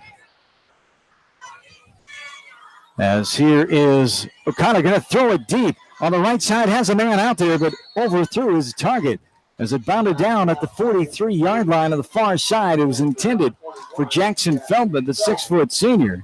Good coverage on that far side for the Blue Raiders. Good coverage, and that high school quarterback just threw the ball almost 60 yards, Swish. That's an impressive throw, and I love the call. That's a gutsy call back where they're at. Joe Brown, the 5'11 junior. On the coverage on the far side, 9:26 to go. 3rd down and 9. Here for Beckman. They lead this game 13-0 in the earlier stages of quarter number 2. This game got underway at 7:44 tonight. Here is a throw. Outstretched arms of the receiver. Not complete. Riley Fangman, the 6-foot junior, diving effort going left to right. Cannot hang on to that ball. As it'll be a 4th down, and Beckman will have to kick out of here. So good job the Blue Raiders defense stepping up here and making Beckman throw it here. They decided not to go with the run game this close to the end zone. Yeah, I like the first one. I'm not so sure I like the second one just because they've had a hard time stopping the big boy anyway. I like the first one. He kind of spread things out a little bit, but, as we've talked about before, Switch, that's why I'm up here. As there's a punt. It's going to go over the 40. It's going to bound at the 47-yard line, go backwards over the 50, and picking up is McLean. He'll get over the 50, 45, now 40, on the sideline. A block there, but it's going to be a flag in the play. McLean is going to be down inside the 25-yard line, and getting hit. There was Evan Woolcool, a Blue Raider, laid a block. What'd you think about that block? Wow, I thought it was clean. Looked legal from here. I don't know what. As making the tackle there is Jacob Sadler, a 6-foot junior, and the near side official saw something else. So the 4th penalty on Anamosa here in this game looks to be Swish. The illegal block. That was a great play by McLean, first of all, and then, man, that was a hit. That was Maverick Todd, and I honestly don't know what the official saw. The personal foul. Based on Coach Stanton's reaction, I don't know that he understands what he saw either. Yeah. The coach is to our right here. The Anamosa coach is frustrated as well with that call. As made right by the near side official in front of the Anamosa sideline. 9:04 to go here in this second quarter. 13-0 after a good return by Zach McLean. It's brought back inside the 50. So on their own 47-yard line, Anamosa will take shot down 13-0. That's another tough break, but wow. They've had some calls go against them so far, Swish. 4th penalty of the night on this beautiful Friday night. 83 degrees, a feel like of 88. Walton going to throw right side. Has a man, McLean, catches it at the 29. There's a flag coming in from the back official. McLean going to go down inside the 15-yard line and finally wrestled out of bounds. Getting out of bounds that time is Tom Yeager, the 5'9 junior. And this flag, sort this one out. Looks like a holding on the defense the Blue Raiders are hoping for anyway. I'm not going to lie to you, Swish. The guy who threw that flag might have been the same guy who threw the flag on the play before that. It makes you always wonder. Does that happen? Just a little bit if there was a little oops on the first call. But either way, it was a nice play. As 36 yards on the play there, the catch and run by McLean. And the Blue Raiders are in scoring opportunity distance again here. It'll be a first down and 10 as the ball is at the 18-yard line. Walton in the shotgun. Dideker to his right. Man in motion left to right. It's McLean. He goes behind Walton. Going to fake the give the handoff. Fake the pitch. And right up the middle, Beckman's defense was as faked out as I was. Dideker skates his way in the end zone. And it's a touchdown. The 18-yard run by Dideker. And the Blue Raiders are on the board for the first time here tonight. Yeah, and they've run this jet sweep this quarter with Zach McLean, and that time he came across like they might run it, a little bit of an option look actually out of it, but at the same time they made the read to Dideker and well executed play. Maverick Totten on for the PAT attempt here. 8:37 to go in this second quarter. 13-6 for this point after, and it is good for Anamosa. 13-7 here in favor of Beckman as the 6-point lead for the Blazers. Here with 8:37 to go in the second quarter. We're taking a timeout. We'll come back right after this from KMC Sports. If you are in need of rental equipment such as skid loaders, high-reach forklifts, and man lifts, contact Jason at Moyle Rental Services or check out our website at moylerentalservices.com. Moyle Rental Services of Manchester wishes all area athletes and coaches the best of luck. Viafield is your headquarters for all your seed, chemical, and fertilizer needs. They have professional service and quality products needed to bring the best crop to market. Viafield, providing growth opportunity for 18 locations across northern Iowa and southern Minnesota. The Eastern Iowa Shopping News and the Dyersville Commercial recognize the hard work and dedication of all area athletes. Check out the weekly sports section in the commercial for scores and information. The Eastern Iowa Shopping News and Dyersville Commercial, supporting your communities. And we're back after this. We're back here from Downing Field, I should say. 13-7, 8:37 to go in the second quarter. So Anamosa gets on the scoreboard now and cuts the lead to 6. And some clarification on that illegal block call that stalled the Blue Raiders a little bit from the Blue Raiders coaching box to our right, Barnsley. Well, let me give you the rule. The rule is that he can't. Apparently, if you don't see the blocker coming, you have to make that call, which is just a little challenging for an official. So do you have to read. tell him I'm blocking know. it? Do you have to yell it out now? I would think as big as the eyes that kid got, he probably saw it coming. But hey, 52, I'm going to block you. And they're still down. I see the official here before the kickoff was still trying to explain to Coach Stanton why he called it, and it happened right in front of Coach Stanton. It did. So he got a lot of help on that call that he did not want. I don't think Coach Stanton's buying it either. So either way, the Blue Raiders overcame it, and that's a big-time score. Beckman still leads by 6. A kickoff by Totten, left to right. Nice spiral kick. It's caught at the 18-yard line. Going left to right across the field is Carter Pecci, the 5'7" senior return man, as he goes a long way for a short gain at that time. As he gets over the 25-yard line, he'll be down to 26. Is brought down by Adam Cole, the 5'10" senior. That's where Beckman will take shot here. See if the Blue Raiders defense can repeat what they did last time when they stuck Beckman deep in territory. Yeah, and the key, of course, will be to stop the big boy from running the football. But on the kickoff, you know, that it's two different strategies. It looks like Beckman always returns to their right, so Anamosa's kicking to their left, trying to get him to have to run clear across the field. The first time it was effective for Beckman. That time Anamosa did a much better job of covering it up. 8:29 to go, quarter 2. 13-7, Beckman in the lead. 4 receivers, 2 each side. In the shotgun is O'Connor. Has his man Grover camped at the 20-yard line. He's going to fake it to Grover and runs up the 25-30, has some room, gets over the 35, tripped up, and slides into the 39-yard line where he's taken down by Zach McLean. A gain of around 12 on the play for Beckman. That'll be their first down in a while, their fourth of the ball game. And that's the first time we've seen that play. That's exactly what Anamosa's offense has been all night. It's called the zone read. Turn in a college game on the weekend. You'll see it almost everywhere. But well executed by Beckman. 4 receivers, 2 each side. Here's a left to right handoff by Evan Wolfpool. 5'10 junior. Didn't get much, if any, there, as coming up and making the stop is Nathan Dedeker, the 6'2 senior. One of the 15 seniors on the roster for Coach Stanton and company, 9 juniors, 7 sophomores, 31 the varsity squad.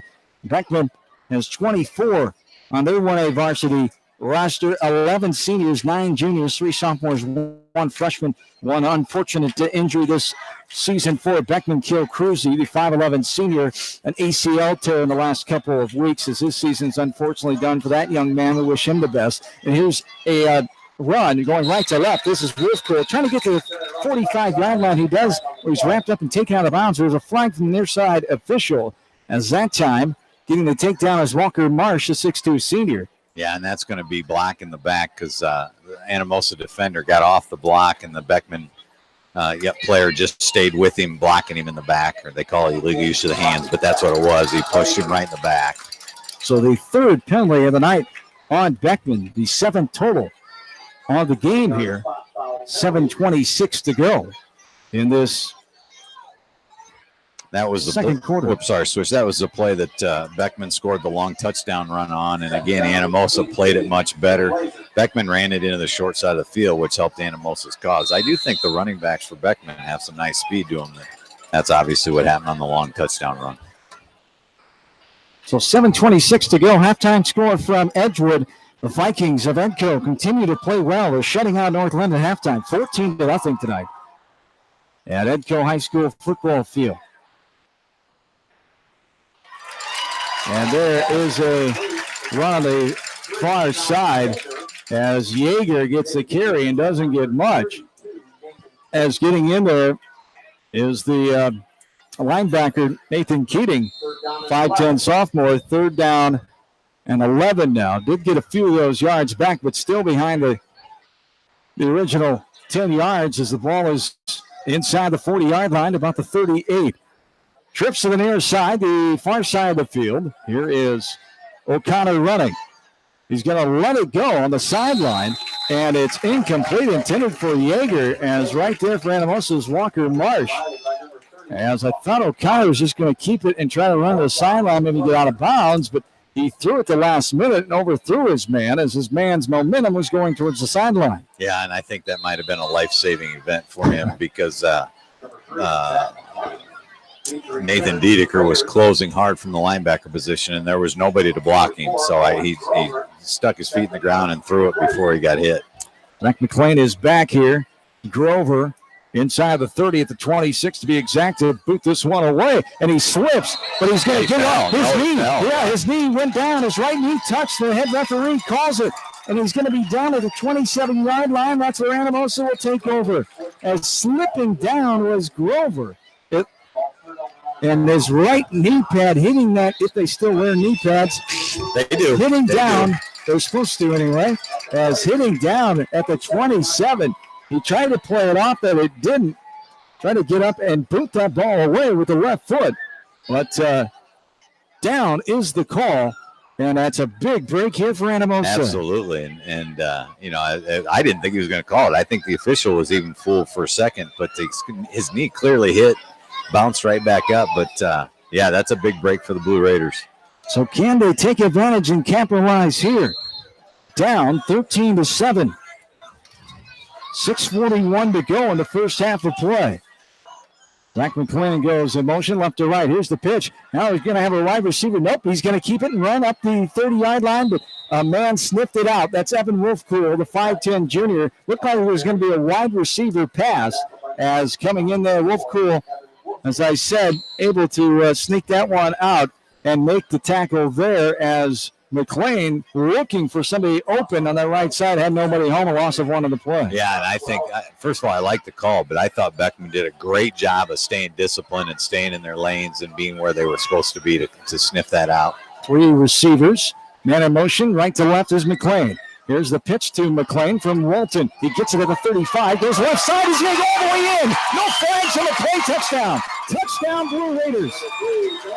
As is at the 28-yarder by Zach McLean, and Anamosa has tied the game up with the point after coming here.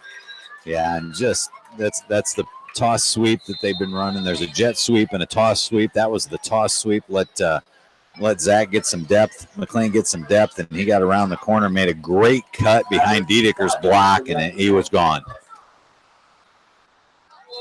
And the extra point is up and good by Totten with 5:56 to go. It was no good. Wide right. It was wide right. Initially it looked good, but we're tied up at 13 as the extra point no good. As Anamosa and Beckman knot it up here at 13 with 5:56 to go in the first half. We're back after this from KMCH Sports. For fan food, not fast food, visit your after-the-game headquarters, Manchester Dairy Queen. It's quick, it's easy, your family will love it. Manchester Dairy Queen. Your family. It's no secret that people come to Fairway in Manchester for their famous meats, but as you dash back to the counter to pick up your USDA choice ribeyes, don't be surprised if you find yourself lingering among the delicious fruits and vegetables in the produce department. Shop Fairway in Manchester for low prices and all your grocery needs. Just like a great coach, State Farm agents like me, Julie Smith, can help you develop a game plan for your insurance needs. Whether it's car, home, life, health, or business insurance, I can dig into the playbook and help you find the affordable coverage you need. For all your insurance needs, call on a winning team. The Julie Smith State Farm Agency in Manchester. You're listening to KMCH.com Area Football Game of the Week. Doing so from Downing Field tonight. Week 4 of the high school football season. John Swisher, Kevin Barnes, our spotter and producer Jim Myshide here from the press box at Downing Field as the Blazers and Blue Raiders tied up at 13 now. 5:56 to go in this second quarter of play, and how quickly momentum changes in high school sports. It's the Blazers back on their heels a little bit, even though we have a tie game. It's Anamosa with Uncle Mo on their side right now, Barnesy. Yeah, and I think Beckman's got to go back to doing what they did. I think they just got to line up, block, and hand the big boy the football. I think they've gotten away from that, and it's hurt them. Here is a short kick retrieved at the 24-yard line, going up and twisted and turned down. As returning that was Trent Kelker, the 5'9 sophomore, getting in there and making the stop is the Blue Raiders' Nathan Keating, the 5'10 sophomore. And Beckman will take over the 30-yard line. Around the 32 is where Beckman will start. As Beckman scored the first 2 touchdowns in this game, a 1-yard run by Owen Grover, and then the 6-yard scamper by Evan Wolfcool that put them up 13-0 with 3:24 to go in the first. Since then, it's been Anamosa scoring twice on the 18-yard run by Diedeker, and then Zach McLean on the 28-yard scamper. As here is O'Connor going to hand it off to the only man, Grover. He gets over the 35-yard line, going to be short of the 40, down at the 39 as he's tripped up and then taken down. Lazarius Bland, the 6'6 senior, gain of about 7 on the play. Second down 3, 5:25 and counting, second frame. Yeah, and if I'm Coach Atwater, I don't run anything but that play until second half. I might not run anything in that play until next week. Or weeks. Here is Grover getting over the 40-yard line, and is going to be latched onto by a host of Blue Raiders there. And Grover getting a few yards there and good enough for the first down. That'll be the 5th first down of the game for Beckman, as Nathan Diedeker, one of the Blue Raiders, getting credit for the tackle that time, as they'll mark him down at about the 43-yard line as Beckman goes right to left, tied this game, I should say, and I'm also coming back and tying it up at 13 with just under 5 to play here in this first half. Homecoming 2018 for Anamosa, trying to beat Beckman. Only the 8th meeting ever between these two schools. Over the 40-yard line, Bland coming in, taking him down. The running back, Wolfcool, behind the 40, right at the 39-yard line. Great penetration there by the right side of that line, with the linebackers pushing through as well. As we have a flag on the play, though, and even with a hold, they got in there and took him down as a hold called on Beckman as the fourth penalty, the eighth total of the game, fourth on Beckman there as the hold will back up the Blazers even further here. Yeah, that was a heck of a play by Lazarius Bland. He fought off the block and then made the play. Again, Beckman powered the football up the middle. That time they tried to run a fake up the middle and still run it around the edge, and Bland was waiting right there. I don't know if you know what I think or not, Swish, but I think they should go right back up the middle. 44 up the gut. It's a first down and a cab ride to Martell here for Beckman. 4:25 and counting here in the second quarter. 13 all. Here is O'Connor. He's going to throw it right side. Has a man out there. And looking at the last moment, it bounced down right in front of him at the 30-yard line. Is looking back at the last second with Sean Kleesner, the big 6'3", 180-pound tight end, the junior. As defensive coverage on the play by the Blue Raiders, Dylan Rickles, the 5'10 senior that time. And O'Connor had a man out there, just could not throw it under him enough. Boy, does he throw a nice ball. Well, I don't know if he throws a nice ball. He throws it a long ways. I mean, he's got a good arm, and he just tries to let those Beckman kids run underneath it. Right now, they're not connecting, but good athlete, a third baseman for the Beckman baseball team. I believe that. You can see that third base arm, can't you? Yes, indeed. Second down and 20. Here's two receivers, far side. Bland gets in there again. We're going to have a flag on the play, and throwing out of bounds on the run is O'Connor, and the flag comes, and you saw it holding right there. Yeah, old Lazarius Bland was like a man on a mission, and I think, Swish, I seriously think both linemen had to grab him. I mean, I think he got grabbed by two linemen and still flushed him out. So the fifth penalty here called on Beckman after Anamosa started 4 penalties in this game before Beckman got their first one. They've had 5 in a row now. Yeah. And you're starting to see, especially from the outside with Bland, he's just getting such great penetration, and anything that they try to do wide in this series, he's been the stopper on that. And you have Todd on the other end, who's an extremely good football player. So it's tough on the outside, tough sledding around the edge. 4:10 to go, third down and 20 here. As O'Connor shotgun at the 29, looking, going to throw over the middle. Has a man with 2 defenders right there. Getting his left hand on that ball was Alex Casey, the 5'7 sophomore. He was one of those men suspended for that first quarter as well, as the ball was intended over the middle. I believe it was Wolfcool, the receiver. No, I think it was Carter Pecci, the 5'7 senior, number 14, the intended target. It's a fourth down and long now for Beckman. Nice defensive coverage. 2 defensive backs right there in the middle of the field for Anamosa. Yeah, they played it well, and on top of that, Yeager got just crushed as he threw the football. Bland got around the edge, and he had to step up to throw it, and then Chandler Seeley knocked him into next week. He limped off there. Fourth and long here. O'Connor set to punt it away. As he gets it, a high snap, has to go back to the 24. Blue Raiders get in there, almost getting a block. Called for the fair catch. It bounds at the 30. Get out of the way is McLean. And downing it is the Beckman player. That time, Evan Wolfcool right at the 25-yard line. That's where Anamosa will take over. 1st and 10, going left to right with 3:53 to go. Here in the second quarter, we're knotted up at 13. So again, Anamosa taking Beckman out of their offensive rhythm here, making them try to do other things.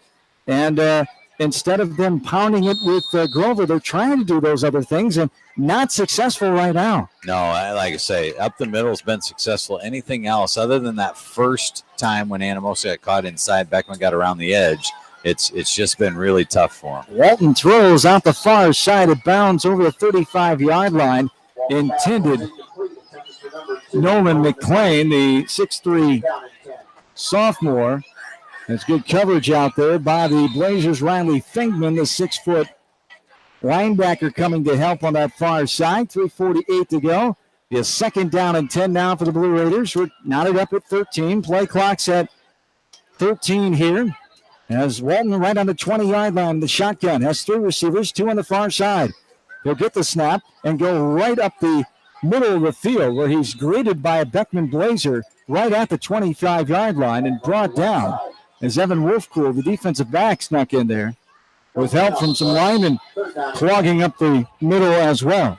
Yeah, and I thought as good a job as Walton's done making reads tonight, that one probably should have been pitched. And again, it's certainly easy from up here to make that read, but that's the first read tonight that just hasn't gone for 5+ yards. 3rd down and 10 here for the Blue Raiders. Walton with the shotgun looking, going to roll out right side. He's going to tuck and run over 25, getting to the 30, and now being pushed out of bounds. They're going to call him down inside the 35 as chased down by a couple of Blazers as Jacob Sadler, a 6-foot junior, and also there was Owen Grover. Yeah, I thought he might be able to get the first down, but he got pushed out just short. I thought he did a tremendous job of keeping his feet in bounds. They call it 4th down, and I think they got the right call, Swish. I'm not questioning the call. I thought Walton was going to be able to get one more step. If he gets one more step, he stays in bounds. 4th down at about 2 here as a low snap, a flag going to be thrown by the near sideline official as Maverick Todden's punt bounced at the 34, and then it's dropped out of bounds, and stepping out of bounds with it inside the 30 at the 26 was Beckman's Tom Yeager, and we have this flag on the play to check out. It's almost got to be illegal formation. Both guys called it instantly on the snap. Yeah, legal procedure. I'm sure they probably didn't have enough guys on the line of scrimmage. 10th penalty of the game, 5 on each team now. And that one's inexcusable at this point of the season. I mean, it just really is. Week 4, don't want to be hurting yourselves. We talked about the issues Anamosa's had in the penalty department, and especially a tie game at home. You want to eliminate those things, and not a good situation there. Yeah, and they've overcome a lot already in this ball game. The deficit and some guys not being able to play, and you really kind of had momentum going your way, and just got to right the ship here a little bit. Again, you got to do it again. Now 4th and about 7 here. They'll punt it away. Todden from the 19 this time. He'll boot it as it bounds at the 44. Picked up at the 38-yard line. Going left to right across the field is Yeager. The chase is on. 50, 45, 40. And raced out of bounds inside the 40, about the 36, where he's going to be called for stepping out of bounds. And Beckman will take over there. 2:41 to go, so they have some time. They have their best field position in a while. They bring it back, but still on the 39. Good field position for Beckman. Anamosa's defense is going to have to come to play here again. Yeah, that punt only netted about 15 yards. He had an excellent return. He's got good speed and just outran the Anamosa kids. 2 receivers, 1 each side. As O'Connor's going to be under center here. As the ball is inside the 40, and a handoff to the first man through. Grover is going to go right up the gut for a gain of a couple. Right about the 36-yard line, about a gain of 2 or 3. And is getting in there is Nathan Dedeker on the 3-yard gain. 2nd down and 7 now. Even when he gets hit at the line of scrimmage, he's long and lanky and strong. He falls forward and he gets extra yardage. I think he's a terrific running back. 2 receivers near side. Owen Grover, the 6'3 senior. He's in the backfield and he's going to get the call again. He's hit, but he gets through a couple of tackles, then greeted by 4 blue jerseys and finally wrestled down inside the 40 after a loss. They'll mark him down to about the 38, but he took a hit and then another hit, and then 3 Blue Raiders grabbed onto him and finally able to bring him down. Yeah, and I don't know what it's hard to explain, but they're trying to run some kind of fake where he stutter steps and then it's a counter, but he comes back. But the problem with that is by that time, Anamosa's got such great penetration. They just need to let the big boy just plug ahead. 3rd down and 9, 125 and counting.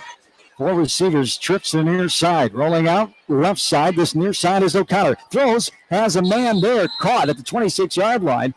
And traveling out of bounds with him is the defensive back there for the Blue Raiders. That's Alex Casey, the 5'7 sophomore. And it'll be a first down for Beckman with 1:17 in the clock here We're tied at 13. Yeah, and that's a well-executed play. That's a good route, good, well-blocked, and a good football right on the money, good catch. So well executed by Beckman. 6 first down of the first half now for the Blazers. They go right to left. 3 receivers, 2 on the far side. Now 4 receivers is coming to the left side. Off the line is Carter Pecci. Grover is going to get the handoff over the 25, bullying his way to the 20 and thrown over the 20-yard line by a couple of Anamosa defenders that time. Alex Casey in there. Also 73, Sean Burr, who had to miss that first quarter as well on the suspension. The 6'1 senior comes up and makes the play. And here we have a Beckman timeout with 1:06 to go. So the first timeout here in this first half for Beckman. Yeah, and you know, Beckman's got the ball in great position, plenty of time on the clock. They've got all 3 timeouts, so I think they've done a nice job here of executing clock, and they can still run their running plays like they did on that one, or they can take a shot at the end zone. So we're tied at 13. Here, we'll get a complete live scoreboard update from our area coverage schools. We can tell you that the battle of top 10 ranked Class 3A teams at Brownfield and Manchester, the Hawks are hanging right with the top-ranked Cedar Rapids Xavier Saints as the Hawks are down 17-6 at halftime in Manchester tonight. Elsewhere, we told you earlier that the Edco Vikings are leading North Lynn at halftime in Edgewood tonight on a score of 14-0. Edco 2-1, North Lynn 3-0. Battle of 2 good area coverage teams there. We'll get a look at the rest of the games here as Cascade hosting Wacom, Macoka Valley's in Monticello tonight. Western Dubuque, their perfect record on the road in Eldridge, taking on North Scott. Independence is at Center Point Urbana tonight as Beckman gets ready. 1:06 to go. It's a second down and 4 here. We're knotted up at 13. And here we have a flag from the near side official. That's a killer if you're Beckman. You just take time out, you get a play set up. Oh, I lied. It's going to be on the defense. I must have lined up in the neutral zone. And it is offsides on Anamosa. Their 6th penalty of the game. And that's another one that now gives Beckman their 7th first down. Yeah, and he obviously puts them 5 yards closer without running any clock. That's the big thing. You know, sometimes kids line up offsides. You can live with that, but tough time right now. 1:05 to go here in the first half. Grover's going to get the handoff, going left, right, middle of the field. He blows his way past 3 defenders and now finally latched onto and brought down inside the 5 at the 3-yard line. Another first down. It'll be a 1st and goal, the 8th first down of the first half here for Beckman. I'm not sure if I've mentioned this or not, Swish, but I might run that again. That would be your predominant play call. Is that what you're saying? I'm thinking I might. As Beckman using the services of the big boy, Owen Grover, the 6'3", 215-pound senior here, much to the liking of my partner. Grover gets close to the goal line. They're going to be shy about the run. Able to get in there and trip him up and bring him down. A couple of Blue Raiders denying him the goal line. 30 seconds and counting. Beckman still has 2 timeouts, but they're going to roll here under 30 seconds.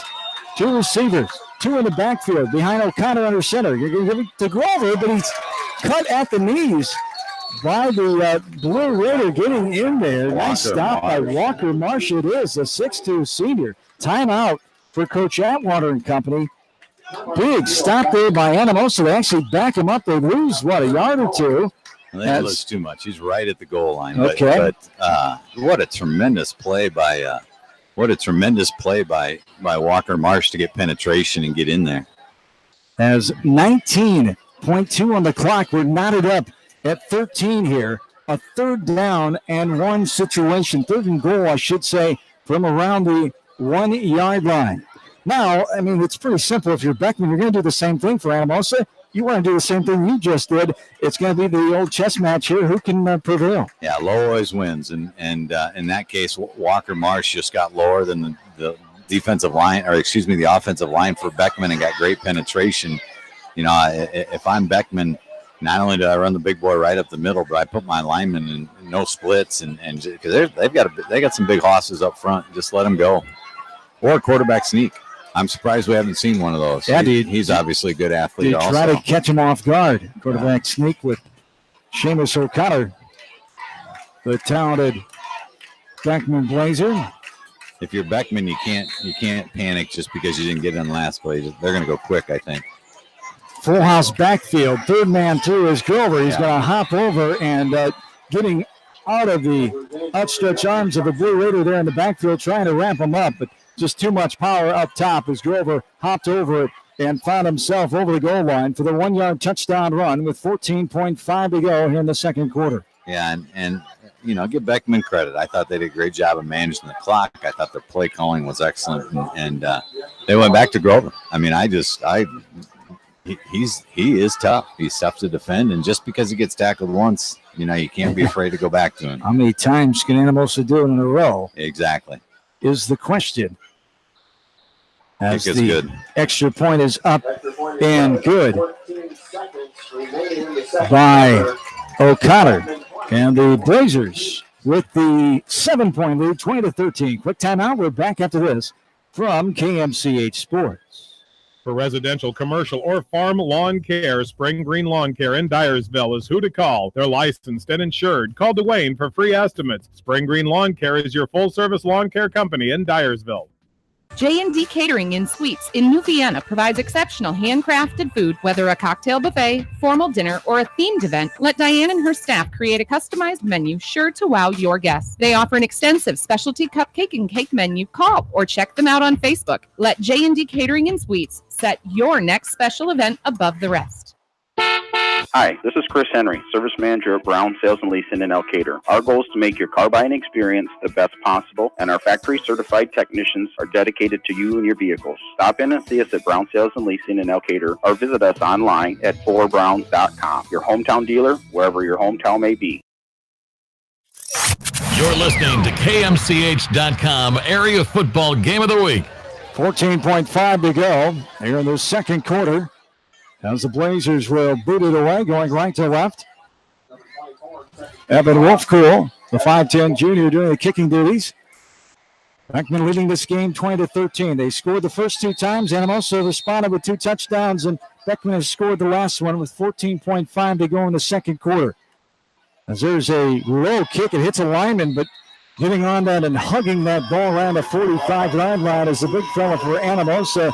That's Connor Andreessen, the 6'2 sophomore, and that was intentional there for Beckman, but I'm not sure if it was an intentional onside or just a ground ball to kick in the middle of the field there. Yeah, I think it's just a ground ball that hit one of the up linemen, and then a good play by Connor to cover that up. So they've got some decent field position around the 45. Anamosa wants to go for a long ball here with 14 seconds to go as they trail 20-13. Maybe a hook and ladder. I hear that works sometimes. Me too. Trips on the far side. One near side. 4 receivers. Here is running right up the middle. This is Walton over the 50, 45, getting wrangled down by Owen Grover right around the 45-yard line. And it'll be a timeout. The second timeout taken here for Anamosa. They'll have 1 remaining. Yeah, that's a good call there, Swish. Just quarterback draw. Walton's a good athlete with good speed, and the player from Beckman made a nice player. I think Walton goes even further. 9 yards on the gain. On the run by Walton. 6.4 to go in the second quarter.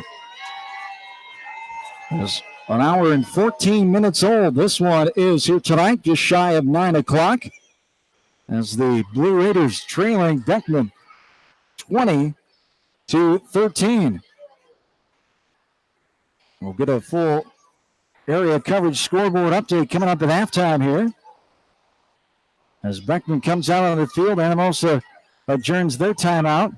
Coach Stanton talking to the other coaches, I should say. Coach Zauzel talking to McLean. One final time before they get set here. As 3 receivers near side. McLean's on the far side. Shotgun right on the 50. Walton going to roll out right side. He's looking, has pressure from behind. He lets it go down the field. 2 Beckman defenders and a receiver target there. Incomplete it goes. Dylan Rickles, the intended target. And that the play only took 2 seconds. Yeah, I think, and that's what the Beckman sideline's questioning a little bit. 4.8.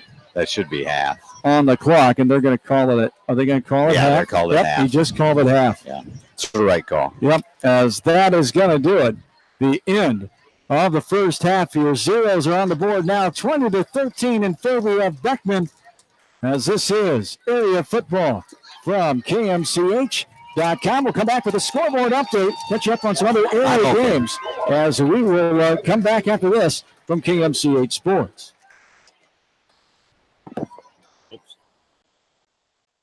At Three Rivers, our customers come first. Your business is very important to us. Our goal is to provide you with the best products and service that you have come to expect from Three Rivers. Visit our website at threeriversfs.com or the location nearest you. Three Rivers, your partner in growth solutions.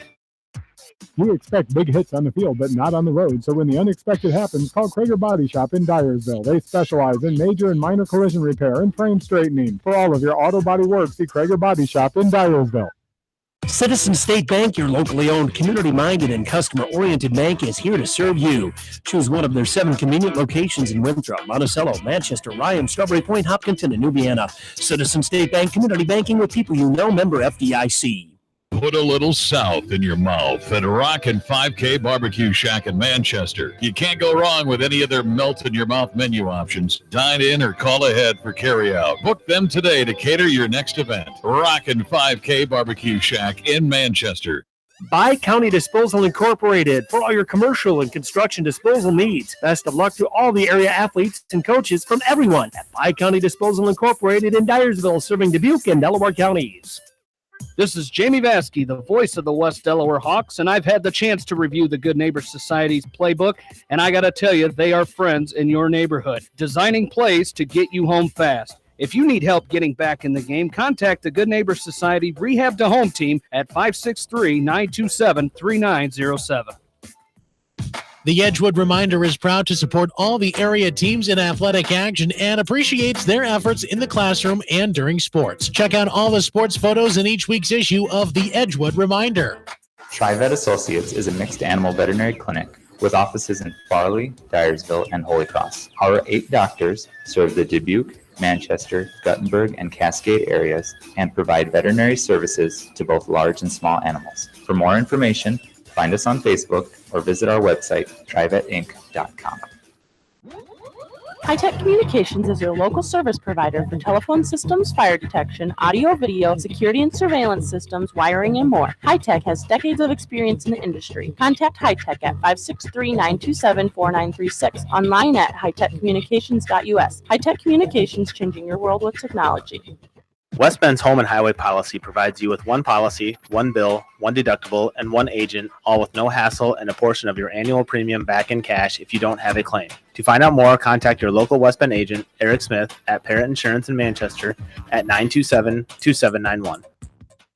Are you looking for great food and a unique atmosphere? Then make Okoboji Grill your next lunch or dinner destination, or enjoy 2-for-1 happy hour every Monday through Thursday from 4 until 6 p.m. That's Okoboji Grill, 1749 Golf Course Boulevard in Independence. Okoboji Grill, where good friends meet.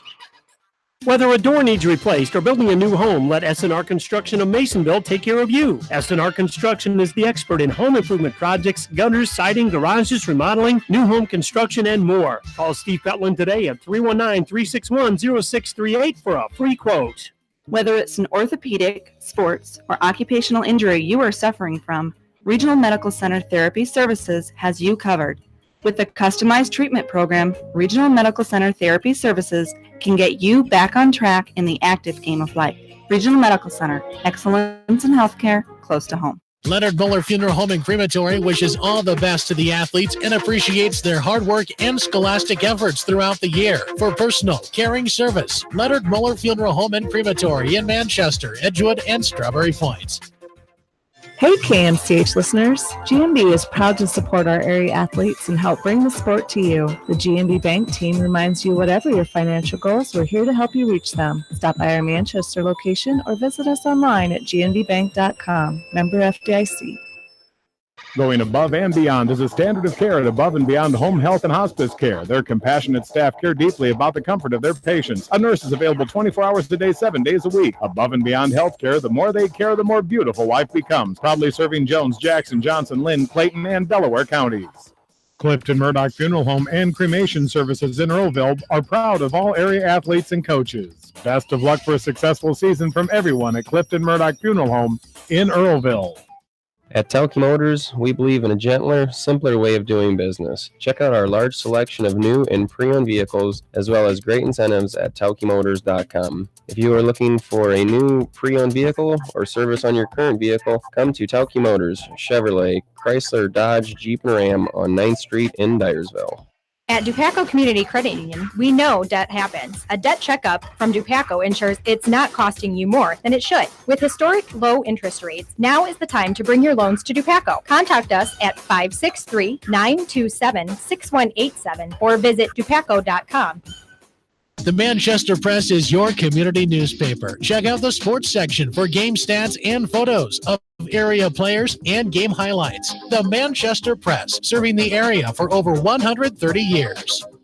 Hurry down to Rio Blanco Mexican Restaurant in Manchester today. Enjoy the best margarita around on their patio facing the Whitewater Park. Rio Blanco features daily specials and a kids menu too. There's something for everyone at Rio Blanco Mexican Restaurant in Manchester. Newhouse Construction and Concrete is proud to support all our area athletes. Give Phil a call at 927-5178 for your commercial, ag, or residential projects, or visit newhouseconstruction.com. Newhouse Construction and Concrete turns design into reality.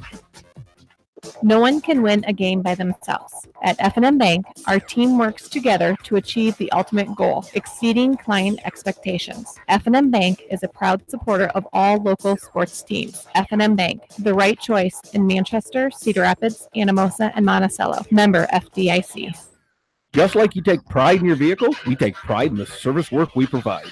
This is John from Georgian Auto in Manchester. Whether it's routine maintenance or major repairs, we'll take care of your car and get it back on the road. Georgian Auto in Manchester, where complete automotive service and repair is our complete focus. Delhi Insurance Agency wishes all the area athletes and coaches the best for a successful season. See Larry, Sue, Christy, and Chad for all of your insurance needs, from home to commercial and everything in between. Delhi Insurance Agency in Delhi. Go Wildcats! For all your general contracting needs, turn to the professionals at Lucky Building Service in Manchester. For commercial, remodeling, and building, and new home construction, call the experts. Lucky Building Service in Manchester. 563-927-5677. You may not wear glasses or contacts, but how do you know if you're seeing your best or if your eyes are healthy? Why not be proactive and get your eyes examined? Dr. Daniel E. Mersch and his professional staff at Manchester Family Vision can help. Manchester Family Vision Center on West Main, where clear vision begins with healthy eyes. Steve Moyle Masonry, a family-owned commercial masonry contractor based in Manchester. Quality is what we're about. Visit us online at smoylemasonry.com. Our service and parts team at Victory Ford is dedicated to keeping your car in tip-top shape, and our sales department makes buying a car easy and hassle-free. Stop out to Victory Ford in Dyersville or online at victoryfordonline.com. Good luck, athletes and coaches. As your American Family Insurance agent in Manchester, I'm looking out for what matters to you. Even when nothing's wrong, this is Tad Mormon, agent. Call me at 563-927-3586, and let's talk about your insurance needs today. American Family Insurance, Ted Mormon Agent, 106 East Main Street, Manchester. Tonight's a great time to try the new stuffed crust pizza at Pizza Ranch. Have one delivered while you're listening to the game, grab one for carryout, or enjoy the Pizza Ranch buffet. Then satisfy your sweet tooth with some chocolate cactus bread. Pizza Ranch in Manchester, Independence, and Owine. By County Disposal Incorporated for all your commercial and construction disposal needs. Best of luck to all the area athletes and coaches from everyone at By County Disposal Incorporated in Dyersville, serving Dubuque and Delaware counties. Contact me, Chad Frazier, at BC Land Services in Earlville for all your maintenance projects such as tree removal and trimming, small dirt work projects, lawn seeding, and more. BC Land Services is fully insured and licensed. Contact me at 563-590-8074 or on Facebook. And best of luck to all area athletes and coaches. This is Sarah from It's So Me Boutique in downtown Dyersville, inviting you to stop in, look around, and let us assist you in finding the perfect outfit for any occasion. We offer fashion-forward trends for women, including plus sizes, baby clothes, shoes, and fun accessories to complete any look. It's So Me Boutique in the heart of downtown Dyersville. And check out our Facebook page. Edgewood Feed Mill Construction is a general contractor and will assist you with the construction of your livestock facility start to finish. For more information on Edgewood Feed Mill Construction, contact Steve Harris at 563-920-7835. Hello, this is Fred Smock from Dunlap Motors in Independence. We are proud to support local school programs. So if you are looking for a new Chevy, Buick, or certified used car or truck, or just want to stop and say hi, stop in. That's Dunlap Motors in downtown Independence. Clayton Drug supports all the area athletes and coaches on a successful season. Stop in and visit with one of their pharmacists today and be sure to check out their large selection of home decor and gift items. Clayton Drug in Strawberry Point, a local pharmacy you can trust. For the best selection of Chevy, Buick, and GMCs in the area, see Bob Stephen Motors in Manchester. We offer straightforward pricing and carry a low overhead, so we can pass those savings on to you. We also take care of you after the sale and offer a state-of-the-art service department with ASE trained technicians. For a full list of our inventory, visit us on the web at bobstephenmotors.com. You're listening to high school football on KMCH.com. John Swisher back in with you from Downing Field here in Anamosa. We take a look at the area coverage scoreboard. Halftime as Beckman leading Anamosa 20-13 as the Blue Raider Marching Band just exiting the field after their homecoming 2018 Marching Band performance. As elsewhere tonight, West Delaware falling behind Sea Rapids Xavier in the third quarter, now 24-6. That was a 17-6 Xavier lead at halftime as the Saints have scored another touchdown since then. Independence is behind of Center Point Urbana 27-8. The Bobcats on the road in Eldridge, Western Dubuque beating North Scott 6-0. Maquoketa Valley trailing Monticello 43-7 at Dean Nelson Field in Monticello. Cascade having troubles with Waukon as Waukon, the Class 2A defending champions, 14-0 over the Cougars. Edgehill leading Northland at halftime, 14-0 in Edgewood. No score from Starmont, South Winneshiek, and Kalmar tonight. And East Buchanan having troubles with Grundy Center as the Spartans all over the Buccaneers 35-8. And a check of the Cubs scoreboard, bottom of the 7, 2-0 in favor of the Cincinnati Reds. As 20-13 our score here. Beckman leading Anamosa from Downing Field. Another break. We'll come back. Get you ready for the second half here from KMCH Sports. When it comes to financial planning, most financial companies focus on your income. At Northwestern Mutual, we focus on your outcome. It takes the right financial partner who cares as much about your future as you do, building a financial plan to meet your life's priorities and helping you achieve the financial security you're after. Focus on your financial outcome with Northwestern Mutual. Contact me, Mitch Payton, or Matt Schulte today. You and Northwestern Mutual, stronger together. American Trust and Savings Bank wishes all area athletes and coaching staff continued success. American Trust and Savings Bank with locations in Dyersville, Farley, Dubuque, and Des Moines. Simply better banking. Check them out at americantrust.com. Member FDIC, equal housing lender. Sight and good vision is very easy to take for granted until it is taken away. Advanced Eye Care Associates of Eastern Iowa is here to help you. Advanced Eye Care Associates of Eastern Iowa, located at 225 West Main Street in Manchester and 1113 West 3rd Street in Vinton. If you need residential and commercial plumbing, heating, and electrical work, call Meyer Mechanical in Dyersville. Meyer Mechanical is proud to support all area athletes, coaches, and fans and wish them continued success. Put their team to work for you. This is Phil from Gateway Appliance in Manchester. When you need service, call us. If it's time for a new appliance, we have the selection you're looking for. Gateway Appliance Sales and Service, 111 West Main Street in Manchester. Or find us online at gateway.biz. That's G, the number 8, WAY.biz, and on Facebook. Anderson is a leader in doors and windows. They set the bar high with high-performing, dependable, energy-efficient products for your innovation in building products. Contact your local vendor, Delhi Lumber, at 922-2404 for all of your window needs. Delhi Lumber is your authorized Anderson Windows dealer, big-town quality with small-town service. This is Dr. Tim Collier from Dental Associates of Manchester. We take pride in the environment we provide our patients with a caring attitude and unsurpassed comfort. For the kind, compassionate, and competent dental care you deserve, call us at 927-GRIN. Dental Associates of Manchester, creating healthy smiles for life. Jay's Auto Supercenter in Manchester has quality pre-owned vehicles, great financing options, a full-service department, body shop, and detail department. See their full line of vehicles online at jsautosales.net. That's Jay's Auto. Customer satisfaction is their #1 priority. Jay's Auto! This is Jamie Vasky from Don & Walt LLC, your independent Lennox dealer in Manchester. For residential or commercial plumbing, cooling, and heating needs and top quality Lennox furnaces and air conditioners, see Don & Walt LLC on East Main Street, Manchester, or call 927-2232. You're listening to KMCH.com Area Football Game of the Week. Right here on KMCH.com, John Swisher, Kevin Barnes, Jim Myshide back with you from Downing Field.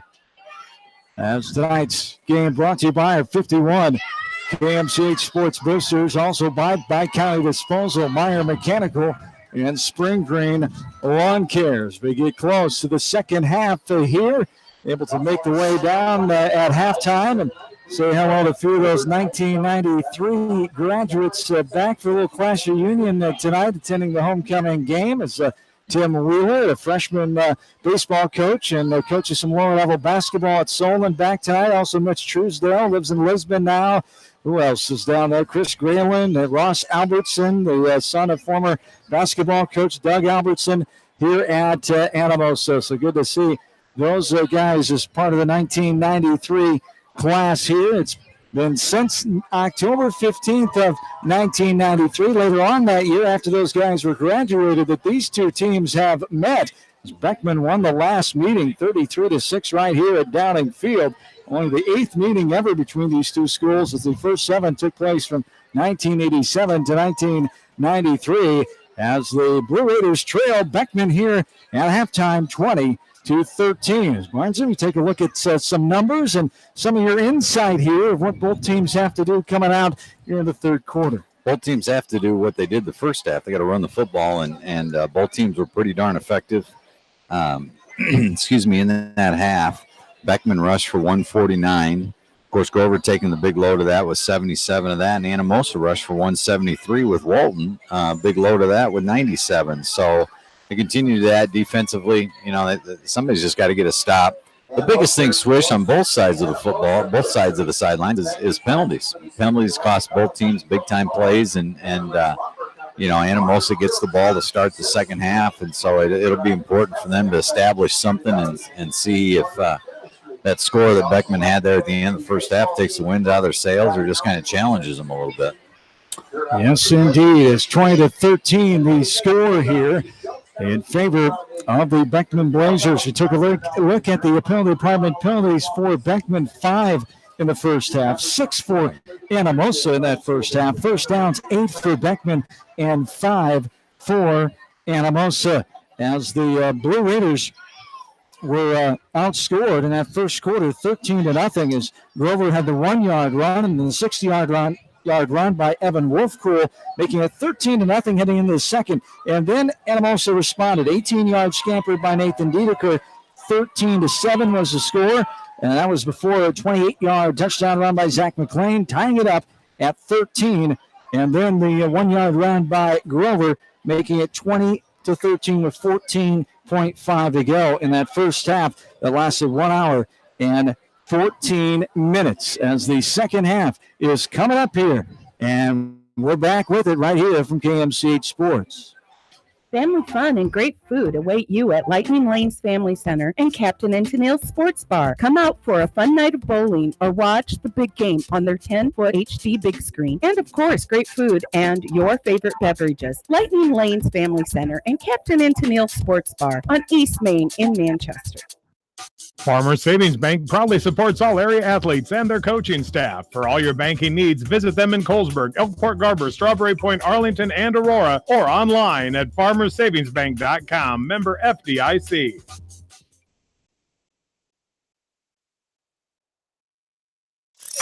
You're listening to KMCH.com Area Football Game of the Week. Back into Downing Field, John and Kevin, and Jim Myshot along with you here tonight from Jones County. Fresh 12 of the clock, and the third quarter ready to commence. As kicking it off, going right to left, will be the Blazers. As back to retrieve it for Anamosa is Marsh. And also Zach McLean, thank you, as the kick right to left by Beckman McLean gathers it inside the 10. He's out to the 15, stops, and then goes again, and then wrangled down right around the 20 by a couple of Blazers there, as getting the credit for the tackles, Nick Hageman, the 5'9" sophomore, going left to right here. Anamosa trailing this game 20-13, 11:52 to go. Yeah, good tackle by Hageman, good coverage by Beckman, and McLean was lucky to get back out to the 20. 3 receivers, 2 on the far side. Colton Borst, the 6'4", 185-pound sophomore tight end. First time we've seen him tonight on offense. Here's a fake handoff. The man going right to left. Walton keeps it, takes it over the 20. Going to be marked down at about the 23-yard line for a gain of a couple. As coming up making the tackle for the Blazers is Bennett English, the 6'4" junior defensive lineman. And Borst actually, Swish, is the one who caught the touchdown pass that ended up not being a touchdown pass in that first half. So we have seen him earlier, but didn't realize it. Second down at 8, 2-yard gain. Man right to left, McLean. Here's the pitch to McLean from Walton over the 25. Still going at about the 30. Taken down there. Good for a first down. As coming up making the stop is Owen Grover, the 6'3" senior. Yeah, and that's been a good play for the Blue Raiders. Last time they ran that, McLean got the edge and went for the touchdown. That time he picked up 7. It's just been highly effective. He's got good speed, good skills, reads it, and they're blocking it well.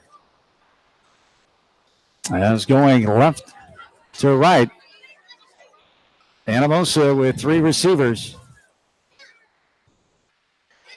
Now doing some traffic congestion in the back row there. Walton will hand it off. Diedeker getting over the 30-yard line. Going to be stopped shy of the 35 at about the 34-yard line. 10.5 to go in this third quarter. Is coming up and making the tackle is Will Bream, the 6'1" junior. And I like what Anamosa's doing, Swish. They're spreading the ball around already. As here's a run off the right side. Spun around to Nolan McLean, the 6'3" sophomore. Getting all the way up the field, the right side, out of bounds on the sideline around the 45. He's chased out of bounds by Tom Yeager. It'll be another first down for Anamosa, their second first down here. And you said it, mixing and matching here and getting a lot of people involved early on in the third quarter. 4 carries, second half, 4 different players, and 4 different looks. I think it's a great sequence of plays. 3 receivers, 2 on the far side. The shotgun, Walton thought his man was going left. Diedeker went right, but instead, Walton ad-libs on the run. He gets over the 50, down at the 49-yard line. Still a gain of 6 or 7 on the play. It's coming up Peyton Talkie, the 6' junior. A gain of about 7, second down and 3. How about that for your running back going the wrong direction? You still get 7 yards. Yeah, and I'm not sure if the running back went the wrong direction or if Matthew turned the wrong way, but either way, it actually worked because the defense all went with the running back. 3 receivers, man in motion left to right. The fake to McLean, the man in motion. Now run up the gut was Diedeker, and he's going to be stopped shy of the 45-yard line as he gets a few. And marked down at the 46 is coming up and making the tackle there for Beckman. Is Jacob Sadler, the 6' junior. 2 receivers under center now. Walton, one of the few times all night, he's going to plunge forward on the quarterback sneak up the gut. He's going to get closer over to the 45-yard line. And the first down it is, the third first down. So Anamosa moving the ball easily here. I didn't think we were going to see one of those all night, Swish. As coming up, Owen Grover making the stop that time. 3 receivers, 2 near side.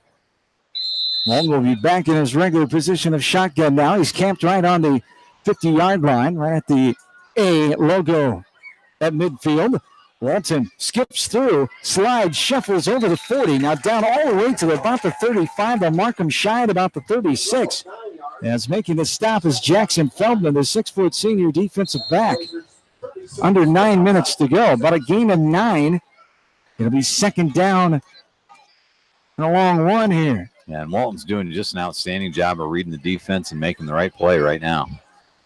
Walton will hand off to Diedeker. He goes right side, runs through a couple of tackles, tripped up by Tony Yeager, and also getting a hand on him was Riley Fangman as he's right down at about the 30-yard line.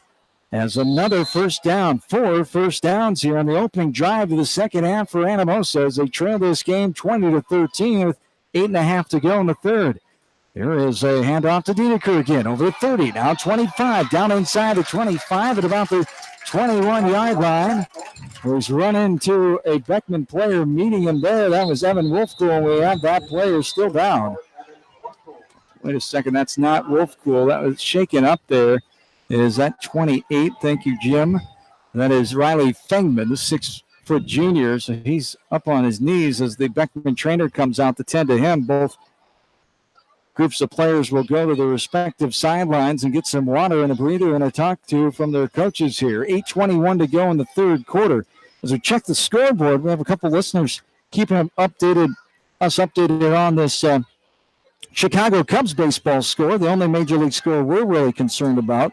I would think at this point, Spencer Barnes, Kevin's son, and a good friend of both of ours, Brett McNamara, keeping us updated from home as the Cubs, 3-run homer, 3-2. Cubs with the lead now. Ian Happ with the 3-run dinger on a rare Friday night regular season game at Wrigley Field tonight. So the Cubs, good news there, up 3-2 in the later innings. This stoppage of play certainly benefits Beckman, I think, Swish, because Anamosa was rolling. I mean, every play was 6, 7, 8 yards. They're executing well.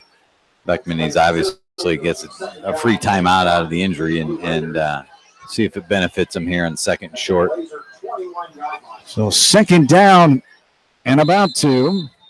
8:20 and counting as the head referee puts this ball in play.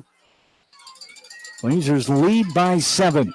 In the shotgun is Walton. He looks right, now rolling left side. He's going to run over the 20-yard line, sidesteps the 20, and is thrown down right on the 20-yard line. Coming up there on that far side is the 6'3 junior linebacker, Sean Kleesner. And helping to make the stop, but not before Walton and company get their 5th first down. They had 5 first downs total in that first half, and they match that now here with just a little over 4 minutes in this third frame. Yeah, and I like that play call. It's a pass run option, and I thought Matthew made a great read and picked up the first down easily. 7:40 and counting here in the third. 20-13 Blazers, and almost threatening. They're inside their 20-yard line. Shifts back, middle of the field, running in McLean. Gets the touchdown there from 18 yards out? Yeah, 16. Flag. And we have, what do we have? Is that a penalty marker right around the 15-yard line? It appears to be. The head referee will make the call, and there's a holding. Anamosa, their third penalty that denies them of yards here. The first one to take a touchdown off the board as the 7th penalty of the game called on Anamosa. A big one there to negate the 16-yard touchdown run by McLean. And the Raiders still down by 7. And I'm not so sure I wouldn't come back to the same place, Swish. They've run that 3 times. Touchdown, 12 yards, touchdown. So, I until they stop it, I'd certainly think about coming right back to it. I wouldn't panic and throw a pass here. I'd keep running the football. Going in. Left to right here. Anamosa, shotgun, right on the 30-yard line, Walton. He has trips receivers near side. A low snap. He's able to gather it in. Running away from pressure. He's throwing on the run. Has a man there. It's caught at the 5. Gets down inside the 5 and taken out of bounds.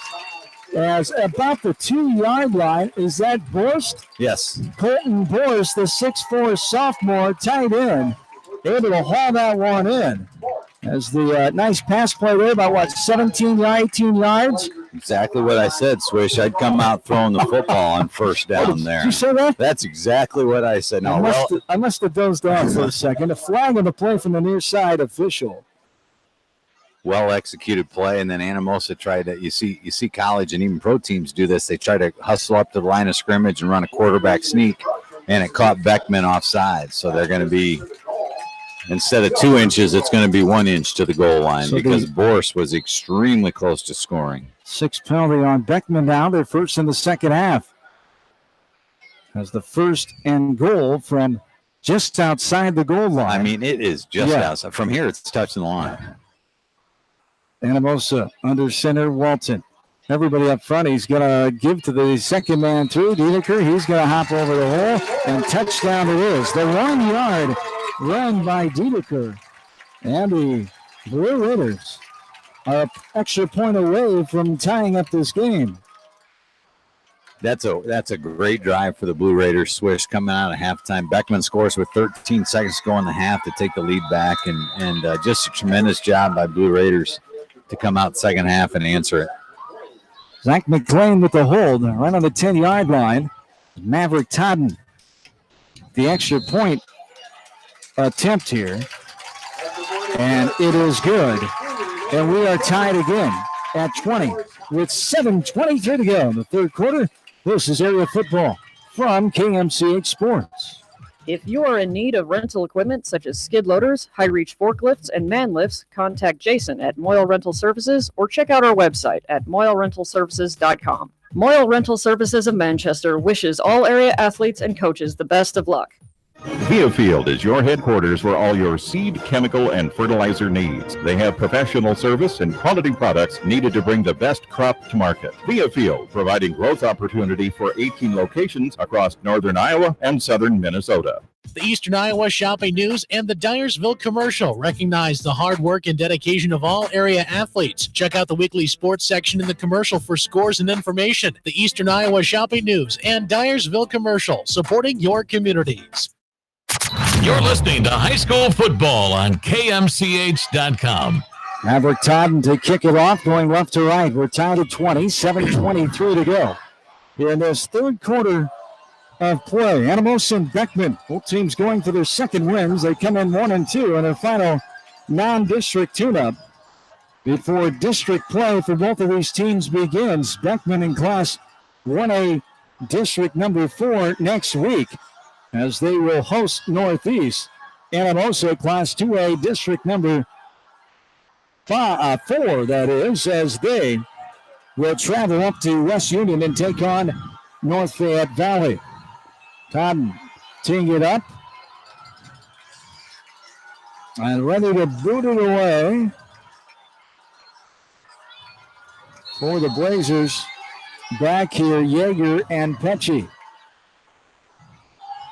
And Todd, a low liner that is caught at the 25-yard line by an up man. He gets almost to the 40, where he's taken down there as the return man.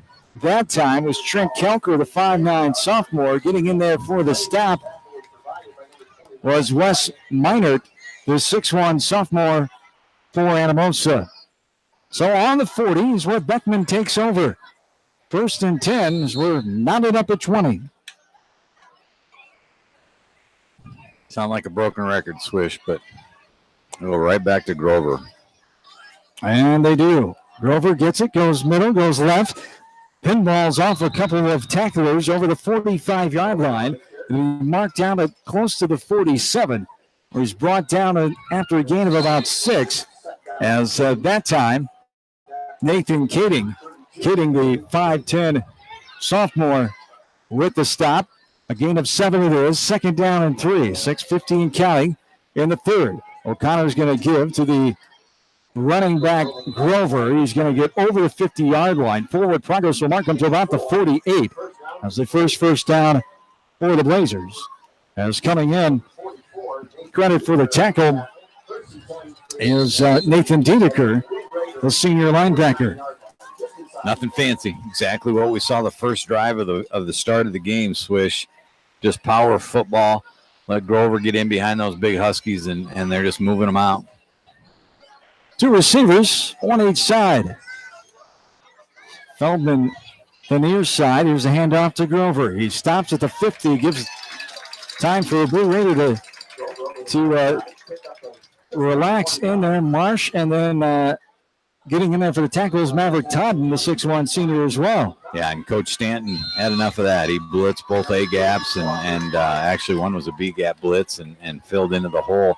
And when Beckman's gone to that little delay handoff, it's just allowed Anamosa's quickness up front to equalize his power. Gain of about 2, 2nd down and 8. Ball's on the 47. Here's a pitch going right to left. gets over the 50-yard line, but it's going to be a loss of about 1. As the ball carrier Wolfcool that time coming up, breaking down and making the stop is Walker Marsh, the 6'2 senior. So a loss of about 1. As I 2, they call it. So back to the original line. It's 3rd down 10. And Walker Marsh made the tackle, but Alex Casey made the play. I mean, he did a tremendous job of keeping leverage and keeping Grover back inside. I don't like Grover running outside personally, but they tried to run the little sweep with him, and Alex Casey kept his ground, and then Walker Marsh filled like a linebacker should fill. 3 receivers, 2 on the far side. O'Connor going to roll out right side. He runs up the middle of the field, runs out of a tackle, and then is tackled from behind down inside the 45-yard line. They'll mark him down just shy of the 40 and just shy of a first down. As from behind coming and getting the tackle is Connor Andreessen, the 6'2", 270-pound sophomore defensive lineman. So be 4th down and about 2 here. Yeah, and give O'Connor credit because I thought he was going to be tackled for about a 3 or 4 yard loss. He got a little shiftiness to him, was able to get some leverage and get back upfield. 4:40 and counting here, 4th and 2. And I'm also looking for a big stop. Beckman looking for their 10th first down of the night. And Grover going to go right over the 40-yard line. He runs into a couple of Blue Raiders right at the 35. He'll get that first down. About 4 yards or so, and it will be the 10th first down, second of the second half here for Beckman. As coming in, get credit for the tackle that time was Alex Casey and company. As Beckman continuing to surge here as we're tied at 20 with 4:20 to go in this third quarter. Sorry, switching that time. Anamosa even blitz, ran the same blitz they did earlier, but Grover's able to read it. The one thing I guess you might be concerned about if you're Beckman is Grover's really winded out there. I mean, he's a stud on both sides of the football. He's laboring a little bit, but, I remember telling guys they could rest tomorrow. 2 receivers near side. That was Grover going to get it again, going right side, right up the middle of the field. He's plunging forward, running over a couple of Blue Raiders. McLean will make the tackle down inside the 30-yard line, right about the 26 where they mark him down. It's Levi Ershman, a 5'7" linebacker coming in to give Nathan Dedeker a spell on defense here for Anamosa. 3:35 and counting here in this third quarter. 2nd down and 1 situation for Beckman as we're tied at 20. Play clock's at 12. As O'Connor will be under center here with 2 receivers, 1 each side. 2 in the backfield with Wolfcool and Grover. Fakes the handoff, rolls out left side. O'Connor trying to avoid the tackle, but Bland, another sack on the night. Azarias Bland gets O'Connor down behind the 30-yard line. They'll mark him right about the 32. Big play there by Anamosa's defense, and it's a 3rd down now and about 5. Yeah, Beckman took a shot, 2nd and short. They tried to run a play for the touchdown, and Lazarius Bland has just owned whatever side of the field he's been on tonight, and he did her again there. 2 receivers again. Same formation in the backfield. As under center, O'Connor trying to get the hard count maybe. Cadence was a little longer, and Grover going right into a blue brick wall there at the 30-yard line. So not much. And it'll be a 4th down here for Beckman is getting in there and making the stop. That time was Sean Burr, the 6'1" senior. And I think you're right, Swish. I think they did try to go to the hard count, and the only team that fooled was Beckman because their offensive line came off staggered. One guy came off on count, and the rest of them just kind of stood there, and Anamosa was able to get great penetration. 4th down and 5 here. Trips on the far side. Rolling out right side, and O'Connor has pressure coming. Got a piece of him. Bland almost gave him a bear hug, but not getting back to the line of scrimmage as O'Connor, 3-4 blue jerseys come in to make the stop behind the line of scrimmage, getting the credit. Lazarius Bland able to come back and help get the tackle. And now, is it O'Connor down? I think it is. On that far side. He got hit pretty good earlier and limped off, and it looks like he's on that same thing. A turnover on downs. Well, and you gave Lazarius and those other kids credit, but the guy who deserves credit on that play is Coach. Coach Stanton made the right call. They've run that flood pattern on all their big plays. When they've needed big yardage to this point, they've run that flood pattern. Coach Stanton blitzed Walker Marsh right into the scheme of it, and he blew it up. And then by then, the penetration and the pursuit for the Blue Raiders was able to clean it up. As 20 all our score, Anamosa will take over. 1st and 10 from their own 35-yard line. An injury timeout will take it with them. Back to Downing Field after this from KMCH Sports. For fan food, not fast food, visit your after-the-game headquarters, Manchester Dairy Queen. It's quick, it's easy, your family will love it. Manchester Dairy Queen.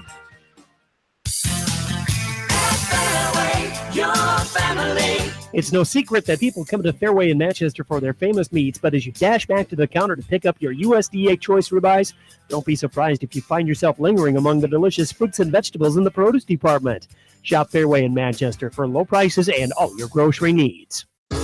Just like a great coach, State Farm agents like me, Julie Smith, can help you develop a game plan for your insurance needs. Whether it's car, home, life, health, or business insurance, I can dig into the playbook and help you find the affordable coverage you need. For all your insurance needs, call on a winning team. The Julie Smith State Farm Agency in Manchester. Walton with the quarterback keeper from the 35-yard line gets a short gain of about 1. Coming and making the stop there is the Blazers' Owen Grover. So a minute and a half to go here in the third. We're tied at 20. Just one score so far in this third quarter. Anamosa had it with 7:23 to go in the third. 2 receivers near side. As Walton in his shotgun has Dedeker to his right. Going to hand it to Dedeker. He plunges forward over the 35. Trying to get to the 40. He's shy at about the 38. Where a few Blazers get in and make the stop. Led by Owen Grover again, the 6'3 linebacker, making the tackle there for Beckman. As Grover, the leading tackler on this team, coming in with 22.5 total tackles after 3 games heading into tonight. 3 receivers near side, one on the far side. Walton the shotgun, Dedeker to his right. He's going to look middle, now look left. Now roll out, has a man coming, has sacked down inside the 30-yard line. And that is Evan Wolfcool, the 5'10 junior, making the big sack there on the defensive back blitz. Wolfcool coming in and grabbing Walton by his arms and nowhere to go. A loss of 10 on the play. Good sniff out there by Beckman's D. Both teams, now have picked up on tendencies. That's a play Anamosa ran for yardage earlier. They blitzed the backside corner. You called it, Swish, and they nailed him. And here is a punt away by Totten on the 4th and 17. It bounds down at the 44-yard line. Takes an Anamosa bounce back inside the 40 and will be touched and down at the 36-yard line by the Blue Raiders' Dylan Rickles. That's where Beckman will take over with a tie score, but not before the fourth quarter will start after we take another break. It's Beckman and Anamosa tied up at 20 here from Downing Field. We're back after this from KMCH Sports. For residential, commercial, or farm lawn care, Spring Green Lawn Care in Dyersville is who to call. They're licensed and insured. Call Dwayne for free estimates. Spring Green Lawn Care is your full-service lawn care company in Dyersville. J&D Catering and Suites in New Vienna provides exceptional handcrafted food, whether a cocktail buffet, formal dinner, or a themed event. Let Diane and her staff create a customized menu sure to wow your guests. They offer an extensive specialty cupcake and cake menu. Call or check them out on Facebook. Let J&D Catering and Suites set your next special event above the rest. Hi, this is Chris Henry, Service Manager at Brown Sales and Leasing in Elkader. Our goal is to make your car buying experience the best possible, and our factory-certified technicians are dedicated to you and your vehicles. Stop in and see us at Brown Sales and Leasing in Elkader, or visit us online at 4browns.com. Your hometown dealer, wherever your hometown may be. At Three Rivers, our customers come first. Your business is very important to us. Our goal is to provide you with the best products and service that you have come to expect from Three Rivers. Visit our website at threeriversfs.com or the location nearest you. Three Rivers, your partner in growth solutions. You expect big hits on the field, but not on the road. So when the unexpected happens, call Krager Body Shop in Dyersville. They specialize in major and minor collision repair and frame straightening. For all of your auto body work, see Krager Body Shop in Dyersville. Citizen State Bank, your locally owned, community-minded, and customer-oriented bank, is here to serve you. Choose one of their 7 convenient locations in Winthrop, Monticello, Manchester, Ryan, Strawberry Point, Hopkinton, and New Vienna. Citizen State Bank, community banking with people you know, member FDIC. Grover right up the middle for the Blazers on the first down over the right hash. Right at the 40-yard line is where he's gang tackled by the Blue Raiders, as coming up with the stop is Nathan Diedeker, the 6'2 senior and company. A gain of about 4. The second down and 6 with 11:35 and counting here. We're tied at 20. Beckman and Anamosa, the first meeting since 1993 for these two schools. It came back on October 15th, 1993, right here at Downing Field, a 33-6 win for Beckman. As there's a run right over the middle, hopping over the 40-yard line, just shy of the 45 is Grovers. He's a little slow to get up as the carries are taking a little toll on him there, and the defensive effort too. He's been doing a great job, as we talked about, the leading tackler on this team. So he's allowed to get up a little slower. Yeah, exactly. And I don't think he's ding or hurt. He just whipped. A little tired. To be expected on a warmer night, our first warm night of the season. Yeah. Here comes in week 4, which isn't usual. As they run over the middle. Grover gets a spell. Was that O'Connor on the keeper? No, it was a fullback. I couldn't tell his number, 24. That is Wolfcool with the carry. Slight gain, going to be shy of the first down, as getting in there on the tackle is Diedeker. Also Walker Marsh in on the stop for the Blue Raiders. And we're going to have our first measurement of the night. As from here, it looks a little short, but we'll see. Well, and they changed the spot, Swish. Apparently the official on this side must have had a better look, because the other official had it well short. 10:41 to go, and they just got it. Just got the first down. So the nose of the ball was just over a little bit, and Coach Stanton, I think he was saying what you said. Oh, yeah. The spot changed there. It did change. It was crazy. I've never seen anything like that. That was, sometimes you see it adjusted a little bit. That was a 1.5 yard difference. So a win in Beckman's favor, 10:41 to go. As they get their third first down here in the second half. Going left to right, Beckman, 2 receivers near side. Under center is O'Connor. And there is a flag. Is that delay of game? The official. They jumped. I'm not procedure called. Not so sure what the two sideline boys are seeing. I made fun of the umpire making that call earlier. This time the head official had to call. We had the perfect view of it, and there was no doubt he jumped. The Anamosa coaches on his near side were trying to help him make that call. Yeah, I'm not sure what the side judges are seeing or not seeing, but the head official cleaned that one up. He got it right. Sorry. I bet you 10.5 to go. 1st and 10 here. 20-20. As going left to right, Beckman. 2 receivers. O'Connor under center again. Ball's right on the 40-yard line. The 1st and 15. Here's a pitch to the left side. Getting over the 40 is Wolfcool. Now escaping and getting over the 45. And still not down. Finally being wrestled down on the far side as he's shy of the 50-yard line as Wolfcool is getting over there and making the tackle finally is Nathan Keating. Yeah, and Wolfcool deserves a lot of credit because he picked up about 5-6 yards after initial contact. He just kept driving those legs. He's got that low center of gravity and looks to be stocky, and boy, they could not get him down. He turned a 4-yard gain into an 8-yard gain. Second down at about 7 now. 9.5 to go. We're tied up at 20. As it was 20-13, Beckman at halftime. Here's O'Connor to Grover, spins off a tackler and ends up right in the arms of one inside the 50 at about the 46, 47-yard line. I believe Diedeker was there along with Marsh for the Blue Raiders. Also there, Connor Andreessen, the 6'2 sophomore. And it'll be a third down at about 3 here with 9 minutes and counting. In this fourth quarter of play, I should say. Tied up at 20 here from Downing Field in Anamosa. Both teams have all of their timeouts remaining. 2 receivers, 1 each side on the left hash. And now, just as I say that, Coach Atwater is going to burn his first timeout. He'll have 2 remaining. A timeout in the field. We'll take it with him. Beckman and Anamosa knotted at 20.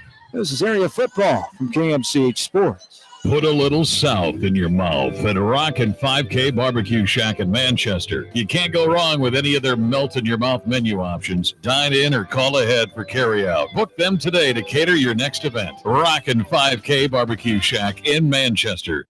Bi-County Disposal Incorporated for all your commercial and construction disposal needs. Best of luck to all the area athletes and coaches from everyone at Bi-County Disposal Incorporated in Dyersville, serving Dubuque and Delaware counties. This is Jamie Vasky, the voice of the West Delaware Hawks, and I've had the chance to review the Good Neighbor Society's playbook, and I got to tell you, they are friends in your neighborhood, designing plays to get you home fast. If you need help getting back in the game, contact the Good Neighbor Society Rehab to Home team at 563-927-3907. The Edgewood Reminder is proud to support all the area teams in athletic action and appreciates their efforts in the classroom and during sports. Check out all the sports photos in each week's issue of the Edgewood Reminder. TriVet Associates is a mixed animal veterinary clinic with offices in Farley, Dyersville, and Holy Cross. Our 8 doctors serve the Dubuque, Manchester, Guttenberg, and Cascade areas and provide veterinary services to both large and small animals. For more information, find us on Facebook or visit our website, trivetinc.com. As Connor rolling out, fighting Sean Kleesner on the near sideline, right at the 39-yard line. Taken out of bounds by Zach McLean. So the big pass play there, a first down. That was a well-executed play and a good pass. 4th first down the second half. 12 for the ball game for Beckman, threatening here with 8.5 to go. Clock stops at 8:32 to be exact. We're tied at 20. Seamus O'Connor, the quarterback, pulls out, gives to Grover over the 30, 25, 20, has a couple men to beat, and finally being wrangled down by Bland downfield after twisting and turning and shifting his way out of 3 tackles down inside the 10-yard line. He'll be marked at about the 7, another first down, and boy, Grover will continue to be impressed with this outstanding athletic senior for Coach Atwater and company. Yeah, and that's why you keep running him, Swish, because eventually he's going to do that. I mean, he's just too big and strong and fast to not do it. And give Lazarius Bland credit. He ran him down from behind from his defensive end position to not allow him to score. And hopefully now the Blue Raiders can line up and get him stopped. But Beckman's just going to go charging ahead. 2 receivers, 1 each side. Hand off to Wolfcool to give Grover a breather here. And he slides through a couple tackles. He's going to work his way in the end zone. He does. A touchdown. From the, 7-yard touchdown run by Wolfcool. And Beckman answers and goes back up by 6 for right now.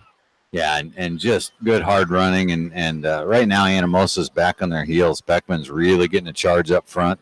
And those running backs are getting lots and lots of yards after contact. So O'Connor coming on for the point after. As Deitmeyer, the 6'5 senior, with the hold from the 10-yard line. The kick is up, and the kick is right through. 27-20, 7:59 to go. Still plenty of time for this one as Anamosa trails by 7 now. We're back after this from KMCH.com. High-Tech Communications is your local service provider for telephone systems, fire detection, audio, video, security and surveillance systems, wiring, and more. High-Tech has decades of experience in the industry. Contact High-Tech at 563-927-4936. Online at hightechcommunications.us. High-Tech Communications, changing your world with technology. West Bend's home and highway policy provides you with one policy, one bill, one deductible, and one agent, all with no hassle and a portion of your annual premium back in cash if you don't have a claim. To find out more, contact your local West Bend agent, Eric Smith, at Parrott Insurance in Manchester at 927-2791. Are you looking for great food and a unique atmosphere? Then make Okoboji Grill your next lunch or dinner destination, or enjoy 2-for-1 happy hour every Monday through Thursday from 4 until 6 p.m. That's Okoboji Grill, 1749 Golf Course Boulevard in Independence. Okoboji Grill, where good friends meet. Whether a door needs replaced or building a new home, let S&R Construction of Masonville take care of you. S&R Construction is the expert in home improvement projects, gutters, siding, garages, remodeling, new home construction, and more. Call Steve Petland today at 319-361-0638 for a free quote. You're listening to KMCH.com Area Football Game of the Week. A barn burner here tonight in Jones County, just shy of the 10 o'clock hour. This one is 2 hours and 9 minutes old. There's just under 8 minutes to go in this ball game. 27-20, Beckman the lead. Here's a strong boot by the kicker, O'Connor. It's taken inside the 10 by McLean. Goes left, goes back middle, goes right. Trying to be taken down. He cannot. He's still running on the far side. An array of laundry comes in on that far side as he's finally brought down inside the 35-yard line, where the Raiders will take over somewhere close there, but we have those penalties to sort out here. Yeah, the first flag, I didn't see. The second flag I thought was a poor call. It was on Bland, and I thought he did a tremendous job of waiting for the kid and so he could get him in the front of the pads. I don't think it mattered because the first flag was already thrown, and that was on a different player. Update late in the game in Kalmar tonight. Might be a final. South Winneshoek over Starmont, 49-0. Our last check from Edgewood, it was Edco 26-14 with a couple minutes to go in the game over North Lynn. Final now, 26-14. Thank you, Jim. As North Lynn falls, they get their first loss of the year. Edco, how about the Edco Vikings? 3-1 now on the season. Edco 26-14 winners at home tonight. In Edco, we'll see them next week as we'll be in Delhi for Edco taking on Maquoketa Valley.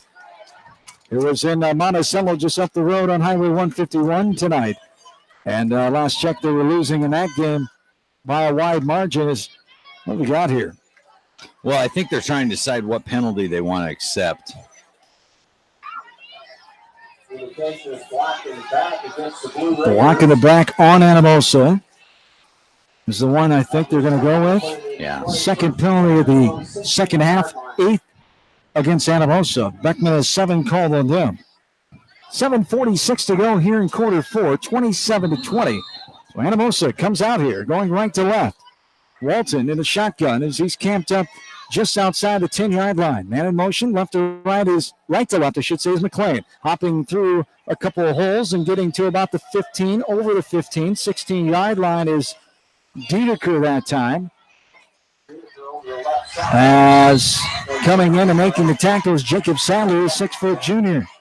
And I'm surprised, Swish, we haven't seen that sweep action. It's just been so effective. They've only run it 3 times tonight. They've only run it once the second half. It went for a touchdown, then it was called back. So I am just surprised we have not seen it.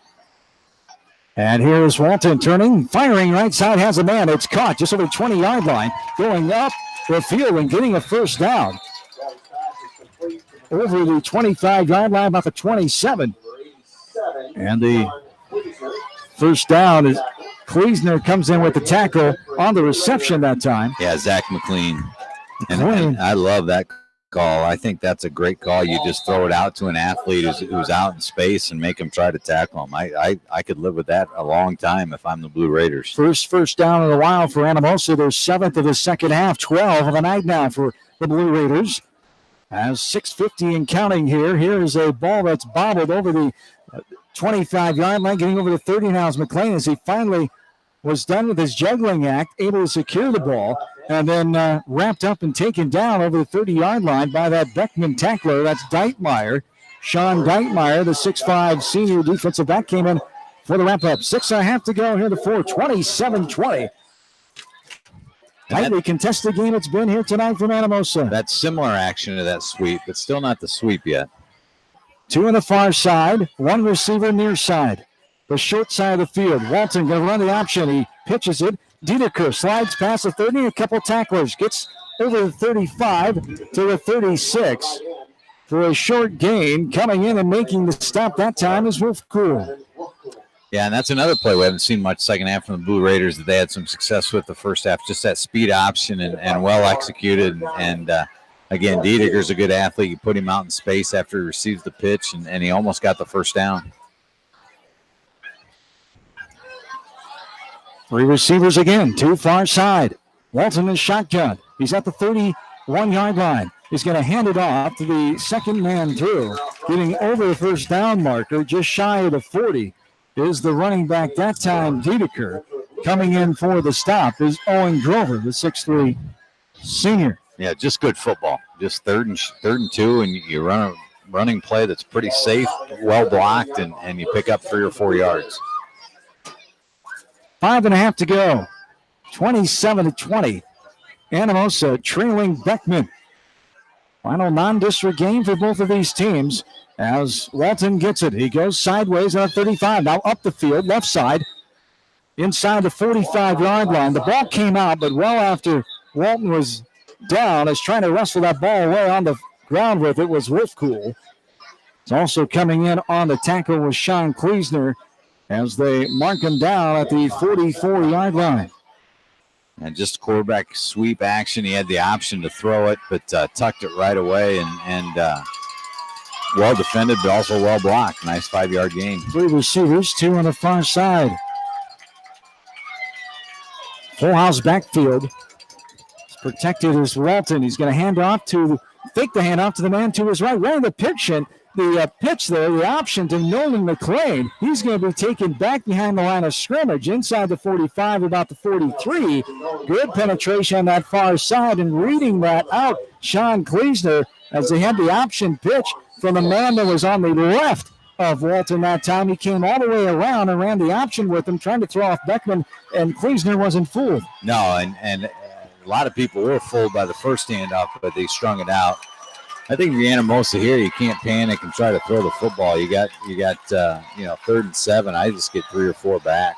27-20, under 4 minutes to play. Walton, 3rd down and 5. He's running, has a man there, Grover, and now going to be wrapped up and thrown down over the 45-yard line.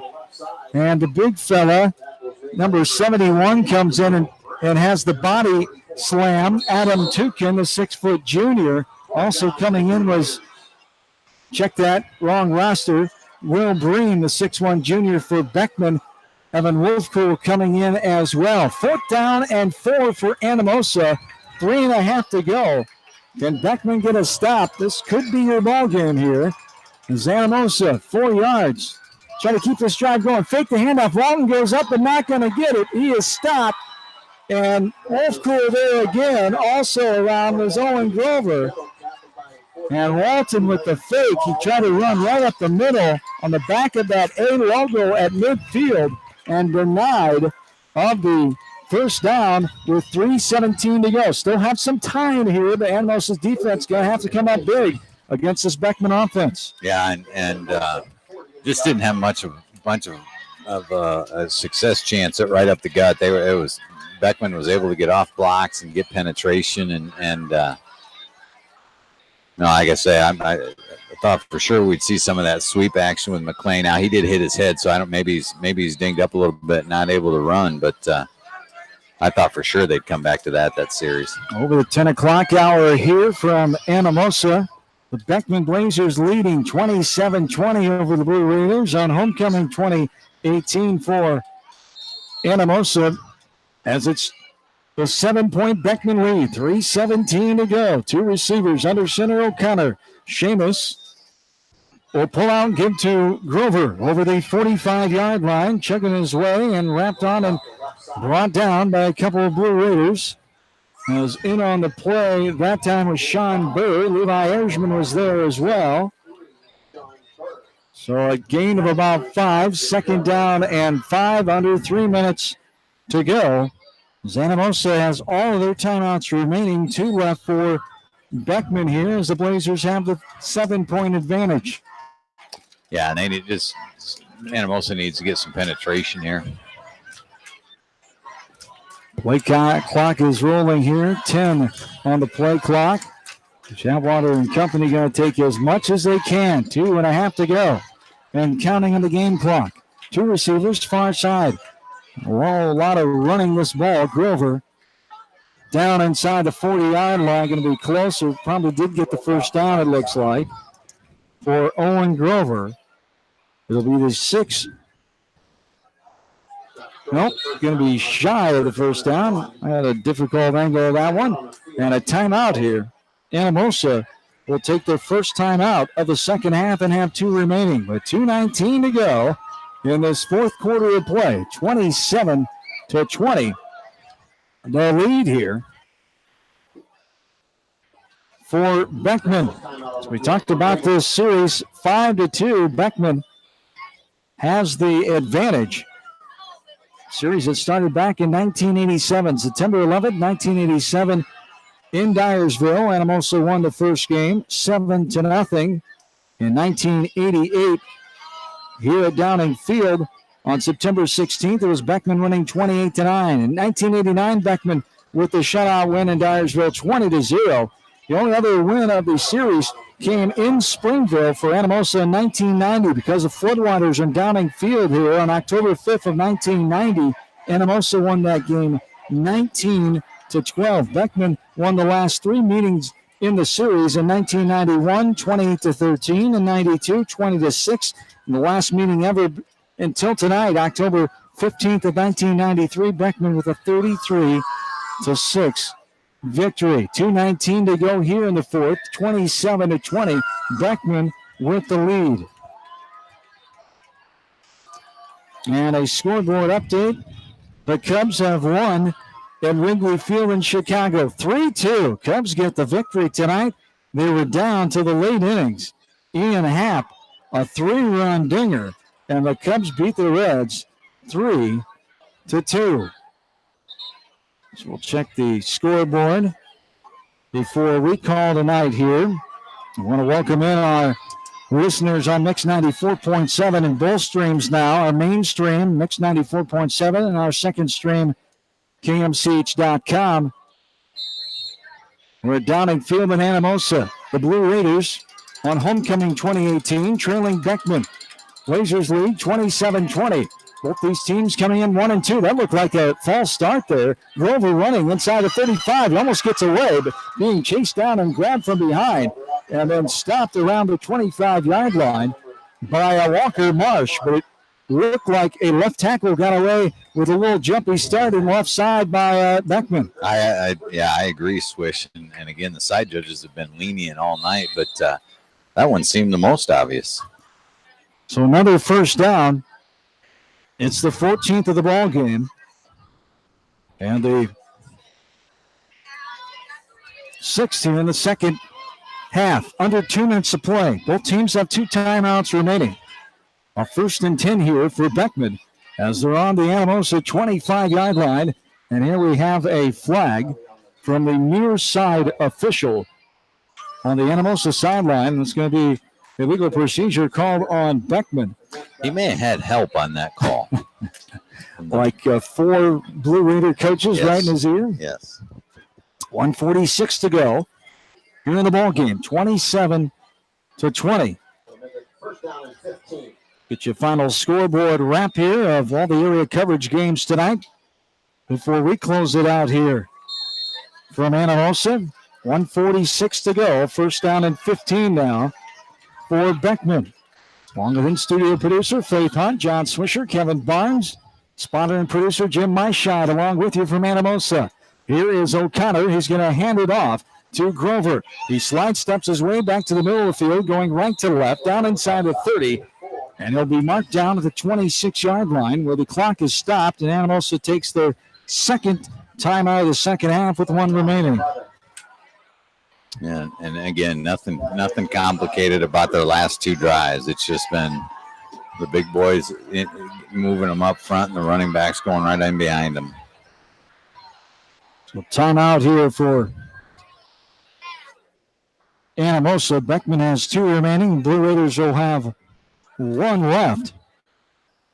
Both these teams 1-2 coming in tonight overall and in non-district play as they'll open up district play next week. As Anamosa, the Class 2A school, 104 out of 365 in all 6 classes in Iowa high school football, enrollment of 316. Beckman, their numbers down, dropping to 1A for the first time ever in football. Enrollment Bed's number of 192. They're 165 of 365 schools in all 6 classes battling here tonight for the 8th time in the series, the first time since 93, and trying to win their 6th game in this series here tonight with a $1:38 to go in the game. They lead by 7, 27-20. 2 receivers. Here we go. O'Connor under center. He's going to hand it off to Grover. Over the 25-yard line, still going. Chased down, wrapped up from behind by 2 Blue Raiders inside the 20. It'll be marked down at about the 18-yard line. As getting the tackle, Zach McClain. Also there, Walker Marsh. 1:20 and counting here. Coach Stanton and company going to save their timeout for now. Second down, check down. It'll be a 3rd down and about 4 along 3 here, they call it. And now Anamosa, Coach Stanton not happy, throwing his hat down in disgust. I missed it. Maybe they're going to use their timeout there, but the near side official blew his whistle. And he's talking to the head referee. I didn't see him throw a flag. No, I didn't either. Not sure what happened there. Of why. I think they're asking him to put time back on the clock because I see the official going to one of the coaches. 1:25 comes from the coach's box here on the clock. As why was the clock supposed to stop? I have no idea. Must have missed it too. I'm not sure why they wanted the clock to stop. Coach Stanton was unhappy about something. But here we go. The clock has started, 1:15 and counting. Anamosa still has one timeout remaining, 27-20 Beckman. They're on Anamosa's 19, check that, call it 18-yard line. Going left to right. Under center is Seamus O'Connor. O'Connor, the Grover. A couple Raiders hit him and now going to drive him down. Not much of a gain, if any, inside the 20 there, right about the 18. And the final timeout being called for Anamosa on a 4th down and about 4 or 5 here. And as Lazarius Bland getting in there, he's done a good job defensively tonight, causing havoc right around the line of scrimmage and in the backfield tonight for Anamosa's defense. Yeah, and that was one of the few times, Swish, that Anamosa's been able to get penetration on the night, and Grover wasn't able to get himself going. He's normally been able to get through the line of scrimmage before anybody's even made contact with him. That time they were able to get penetration and make contact with him behind the line of scrimmage. So 55.8 to go here in this game. 4th down and 5. 27-20. The advantage here for Beckman. So check at the scoreboard. Last report, the game is over at Brown Field. Last score we had was Cedar Rapids Xavier 45, West Delaware 12. Center Point Urbana beating Independence 34-14 tonight. North Scott coming back, a 1-point lead over Western Dubuque, 7-6. Coconut Valley down by Monticello 43-7. Waukon over Cascade 14-0. Final from Edgewood 26-14. North Lynn falls to Edco 49-0. Starmont versus the South Winneshiek and East Buchanan beat by Grundy Center 42-8. Here we go, 4th down and 5. Beckman loses the ball. O'Connor, he's going to go right side, but Bland takes him down. He's going to be shy of the 15-yard line. The whistle's blowing, a turnover on downs. As 5 seconds ran off the clock, 50 seconds to go for Anamosa. As a low snap, picking it up off the grass was O'Connor, trying to make something out of nothing. Bland able to get to him and keep him shy of the 1st down by a yard or so. And now Anamosa has a chance to tie this game up as they will take over on their own 16-yard line, going right to left, 50.6 to go, 27-20, Beckman the lead here from Downing Field. Yeah, and give O'Connor credit because he didn't panic on that and easily could have and almost ended up picking up the 1st down. Anamosa trips on the far side, one receiver near side, short side of the field. A man in the backfield with Walton. Walton looks middle. Now scrambling. Gonna throw over the middle. Has his man McLean over the 45-yard line. Gonna be down at about the 41. Huge 1st down pass play that time. Walton to McLean has the 8th 1st down in the 2nd half. As Anamosa with 41.5 to go in the hurry-up offense now as they have the ball on the Beckman 41-yard line. Yeah, that's just an athlete making a play. Matthew Walton had 2 athletes. Great catch. As this is Walton going to throw over the middle, screen play. Caught at the 40 and then hit and taken down around the 40, the 39-yard line. As coming up and making the stop was Owen Grover. How about that? The 6'3 senior comes up again. No timeouts for Anamosa. Under 20 seconds to go. 2nd down and 8. 27-20. Walton, he's going to scramble. Rolling out. Almost over the line of scrimmage. It's going to be thrown and dropped. Incomplete. Right at the 22-yard line. There was a defender right on him, but that may be a blessing for Anamosa because the clock would have ran out with 7 seconds. Now they have a chance for at least one more play. Yeah, the clock would have stopped on the first down, so they had to run up and get it stopped. But yeah, and that was a great pass by Walton. It was just dropped. And now Walton. I'm sorry. You have to throw the end zone here, Swift. With 7.2 on the clock, it's a 3rd down and 8. Trips to the near side, the long side of the field on the right hash. Walton, the shotgun from the 43-yard line.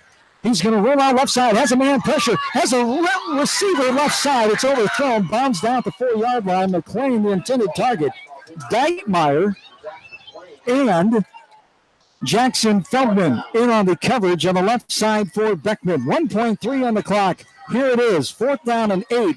Anamosa one more chance to try to tie this game up as they have the ball on the 38-yard line going right to left. 39-yard line to be exact. And that was another well-thrown football. McLean turned and looked over the wrong shoulder at first, and by the time he got back, the ball had already sailed by him.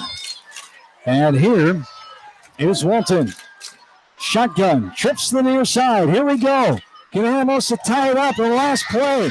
Walton still looking left side, going to throw in the end zone. Has a man back there, and it looks like it's intercepted.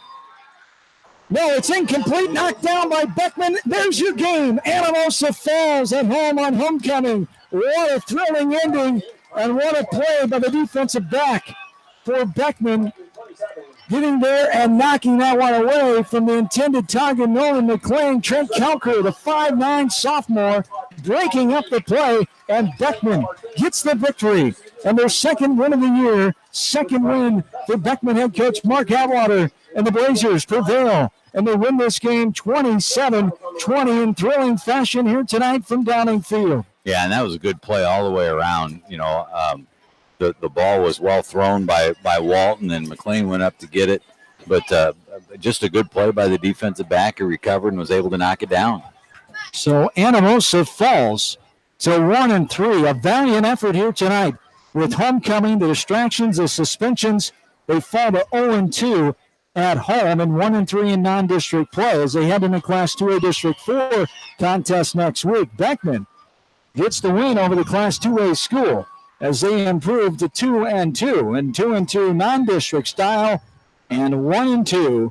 Check that, 2-1 on the road here so far this season. 27-20, our final from Anamosa. We'll take a break. Our postgame starts next. You're listening to the KMCH.com Area Game of the Week on Mix 94.7 and KMCH.com. Whether it's an orthopedic, sports, or occupational injury you are suffering from, Regional Medical Center Therapy Services has you covered. With a customized treatment program, Regional Medical Center Therapy Services can get you back on track in the active game of life. Regional Medical Center, excellence in healthcare, close to home. Leonard Muller Funeral Home and Crematory wishes all the best to the athletes and appreciates their hard work and scholastic efforts throughout the year. For personal, caring service, Leonard Muller Funeral Home and Crematory in Manchester, Edgewood, and Strawberry Points. Hey KMCH listeners, GMB is proud to support our area athletes and help bring the sport to you. The GMB Bank team reminds you whatever your financial goals, we're here to help you reach them. Stop by our Manchester location or visit us online at gnbbank.com. Member FDIC. Going above and beyond is a standard of care at Above and Beyond Home Health and Hospice Care. Their compassionate staff care deeply about the comfort of their patients. A nurse is available 24 hours a day, 7 days a week. Above and Beyond Healthcare, the more they care, the more beautiful life becomes. Proudly serving Jones, Jackson, Johnson, Lynn, Clayton, and Delaware counties. Clifton Murdoch Funeral Home and Cremation Services in Earlville are proud of all area athletes and coaches. Best of luck for a successful season from everyone at Clifton Murdoch Funeral Home in Earlville.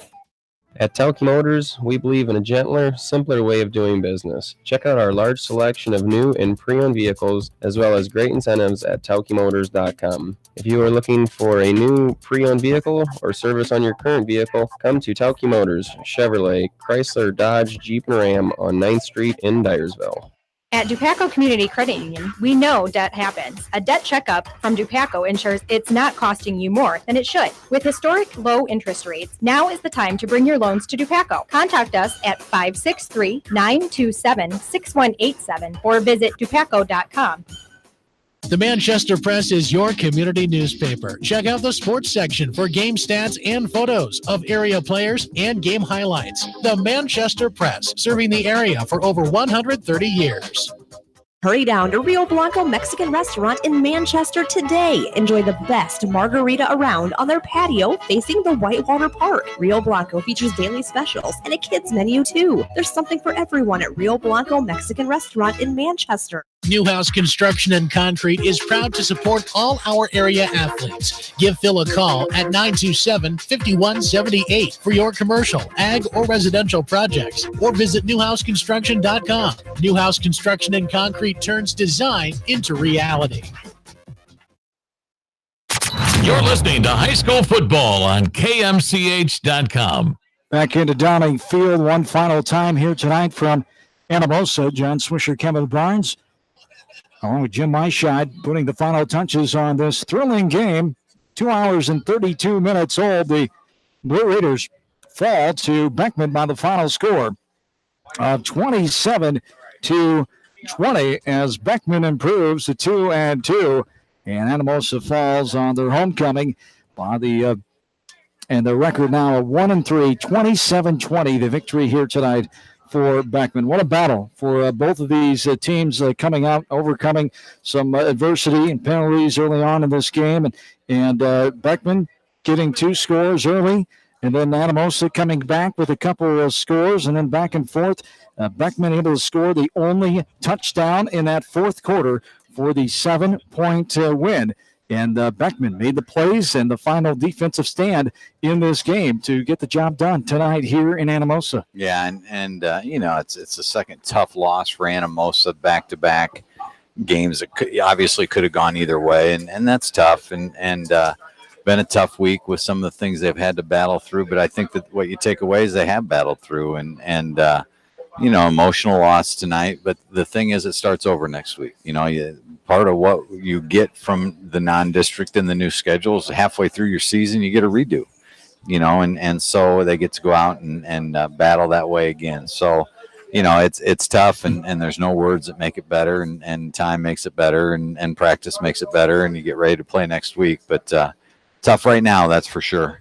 As let's take a look at some of the final numbers here in this one, as Owen Grover, definitely the highlight for Beckman's offense tonight. He was able to run early and often, and then came in back for the Blazers and able to seal the deal late in the ball game. Yeah, and Grover obviously was the key. Ended up with about 170 yards, adding 168, and more importantly than that, I thought the guys around him complimented him. He didn't do everything, but you had to focus on him. So then the other running backs, they picked up and had some big carries, and they ended up rushing for 240 and for the game. And then I think O'Connor deserves a bunch of credit. I think he made some big time plays. He made some tough throws on third down and picked up the first down to extend the chains. And they're a good football team, and I know they came in 1-2, but just like Anamosa, played a pretty tough schedule, played some pretty tough teams, and they're going to get better as the season progresses.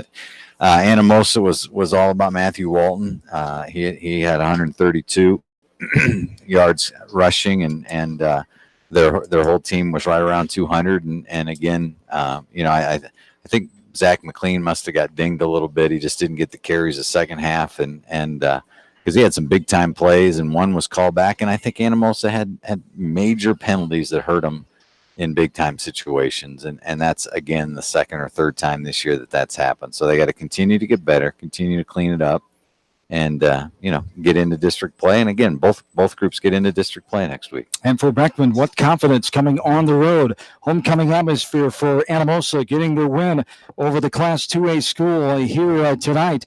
And, Coach Atwater and company got to be happy with this effort as they got up early and then had to fight it back, had the halftime lead 20-13. Anamosa able to tie it, but never trailed in this game, did Beckman. They were able to get the final touchdown with 7:59 to go in this fourth quarter and then hang on. So what a tremendous effort as a lot of good plays down the stretch for Beckman. Yeah, and they're a good football team. I mean, yes, Grover's exceptional, or at least he was tonight that we got to see, but they compliment him, and they've got tremendous size up front. And without knowing much about their district, but being 1A, I think is going to make a huge difference for them. And my guess is they'll be extremely successful at that level, and they're well coached. I mean, you got to give Coach Atwater and his staff credit. We talked first half about maybe they went away from Grover a little bit too quickly, and boy, the second half they did not go away from him at all, and they shouldn't have. And give him credit for making that adjustment and coming out on top. You look at that Class 1A District 4 for Beckman. It is a tough one. Bellevue coming in tonight 3-0.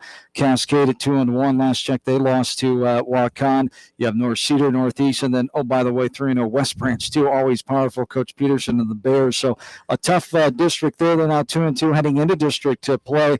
As we talked about, Beckman will start their district play at home next week. They'll have the first two contests at home as they will host Northeast and Bellevue before heading down south to Cascade in the Highway 136 rival with the Cougars in week number 7, then at North Cedar and home against West Branch in week 9. As Anamosa in Class 2A, District number 4, along with Waterloo, Columbus, Monticello, North Fayette Valley, Oline, and Waukon. The Blue Raiders will be in West Union next Friday night to start district play at North Fayette Valley, and then on the road at Waterloo, Columbus before returning home for the Battle of 151, the Cowbell Meeting, the 99th edition of the Cowbell Meeting coming up on October 5th, week 7. Then Waukon here at Downing Field in week 8, then at Oline, I should say, in week number 9. So best of luck to Coach Stanton and the Blue Raiders and Coach Atwater and the Blazers. We hope to see both those teams down in the regular season, maybe even the playoffs as we round out our season here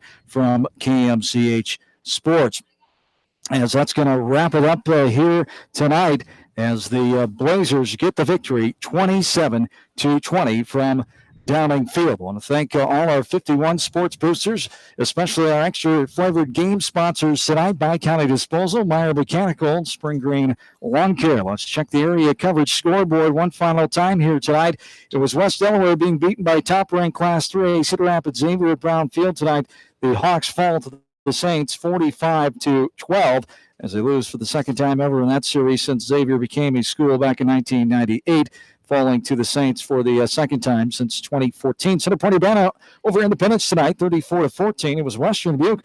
Their winless streak their win streak of 3 in a row ends tonight down in Eldridge. North Scott came back as they were down that whole game to the Bobcats 6-0. They came back to win late in the game, 7-6 over Western Dubuque tonight. It was Monticello all over Maquoketa Valley at D. Nelson Field in Monty tonight, 43-7 over the Wildcats as the Cats dropped to 0-4. Waukon shuts out Cascade in Cascade. The Indians 14-0. It was Edco over North Lynn as Edco with the 12-point win over North Lynn, 26-14. As South Wenatchee shuts out Starmont tonight, 49-0, and Grundy Center a win over East Buchanan, 42-8.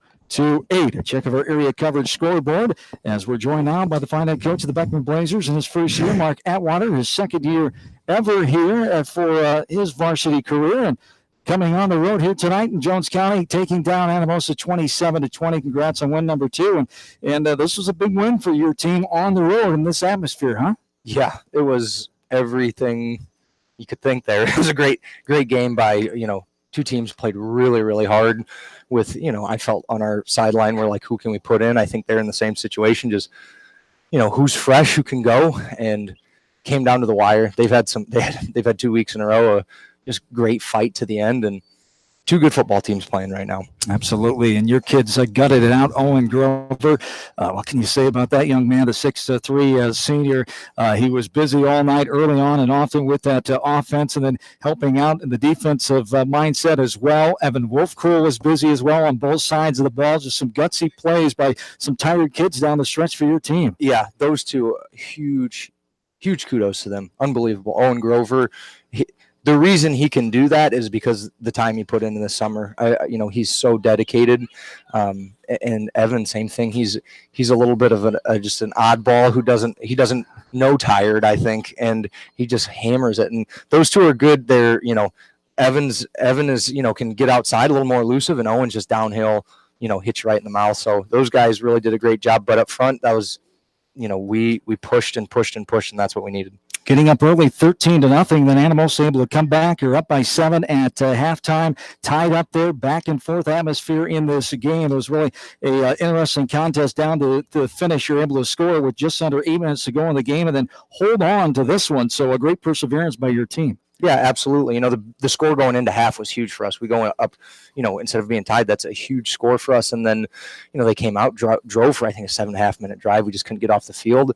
And we came back to take a lead and definitely proud. And then that last drive, I mean, we had a chance to ice it and, you know, just a mental mistake. And we had definitely too many mental mistakes there, just a mishandled snap. And, but, you know, I'm proud because those guys just gritted their teeth and got it done. And moving your record to 2-2, non-district at 2-2, before you jump into that tough Class 1A district number 4, to say the least. With we talked about that district with Bellevue, Cascade, North Cedar, Northeast, and West Branches. It starts with Northeast next Friday night. And the good thing is you get your first 2 district games at home at near Beckman High School, Northeast, and Bellevue the next 2 weeks. But great momentum builder on the road, bigger school, absolutely. Class 2A here for this homecoming atmosphere, and your teams, and you've got to be happy with the effort and attitude here tonight.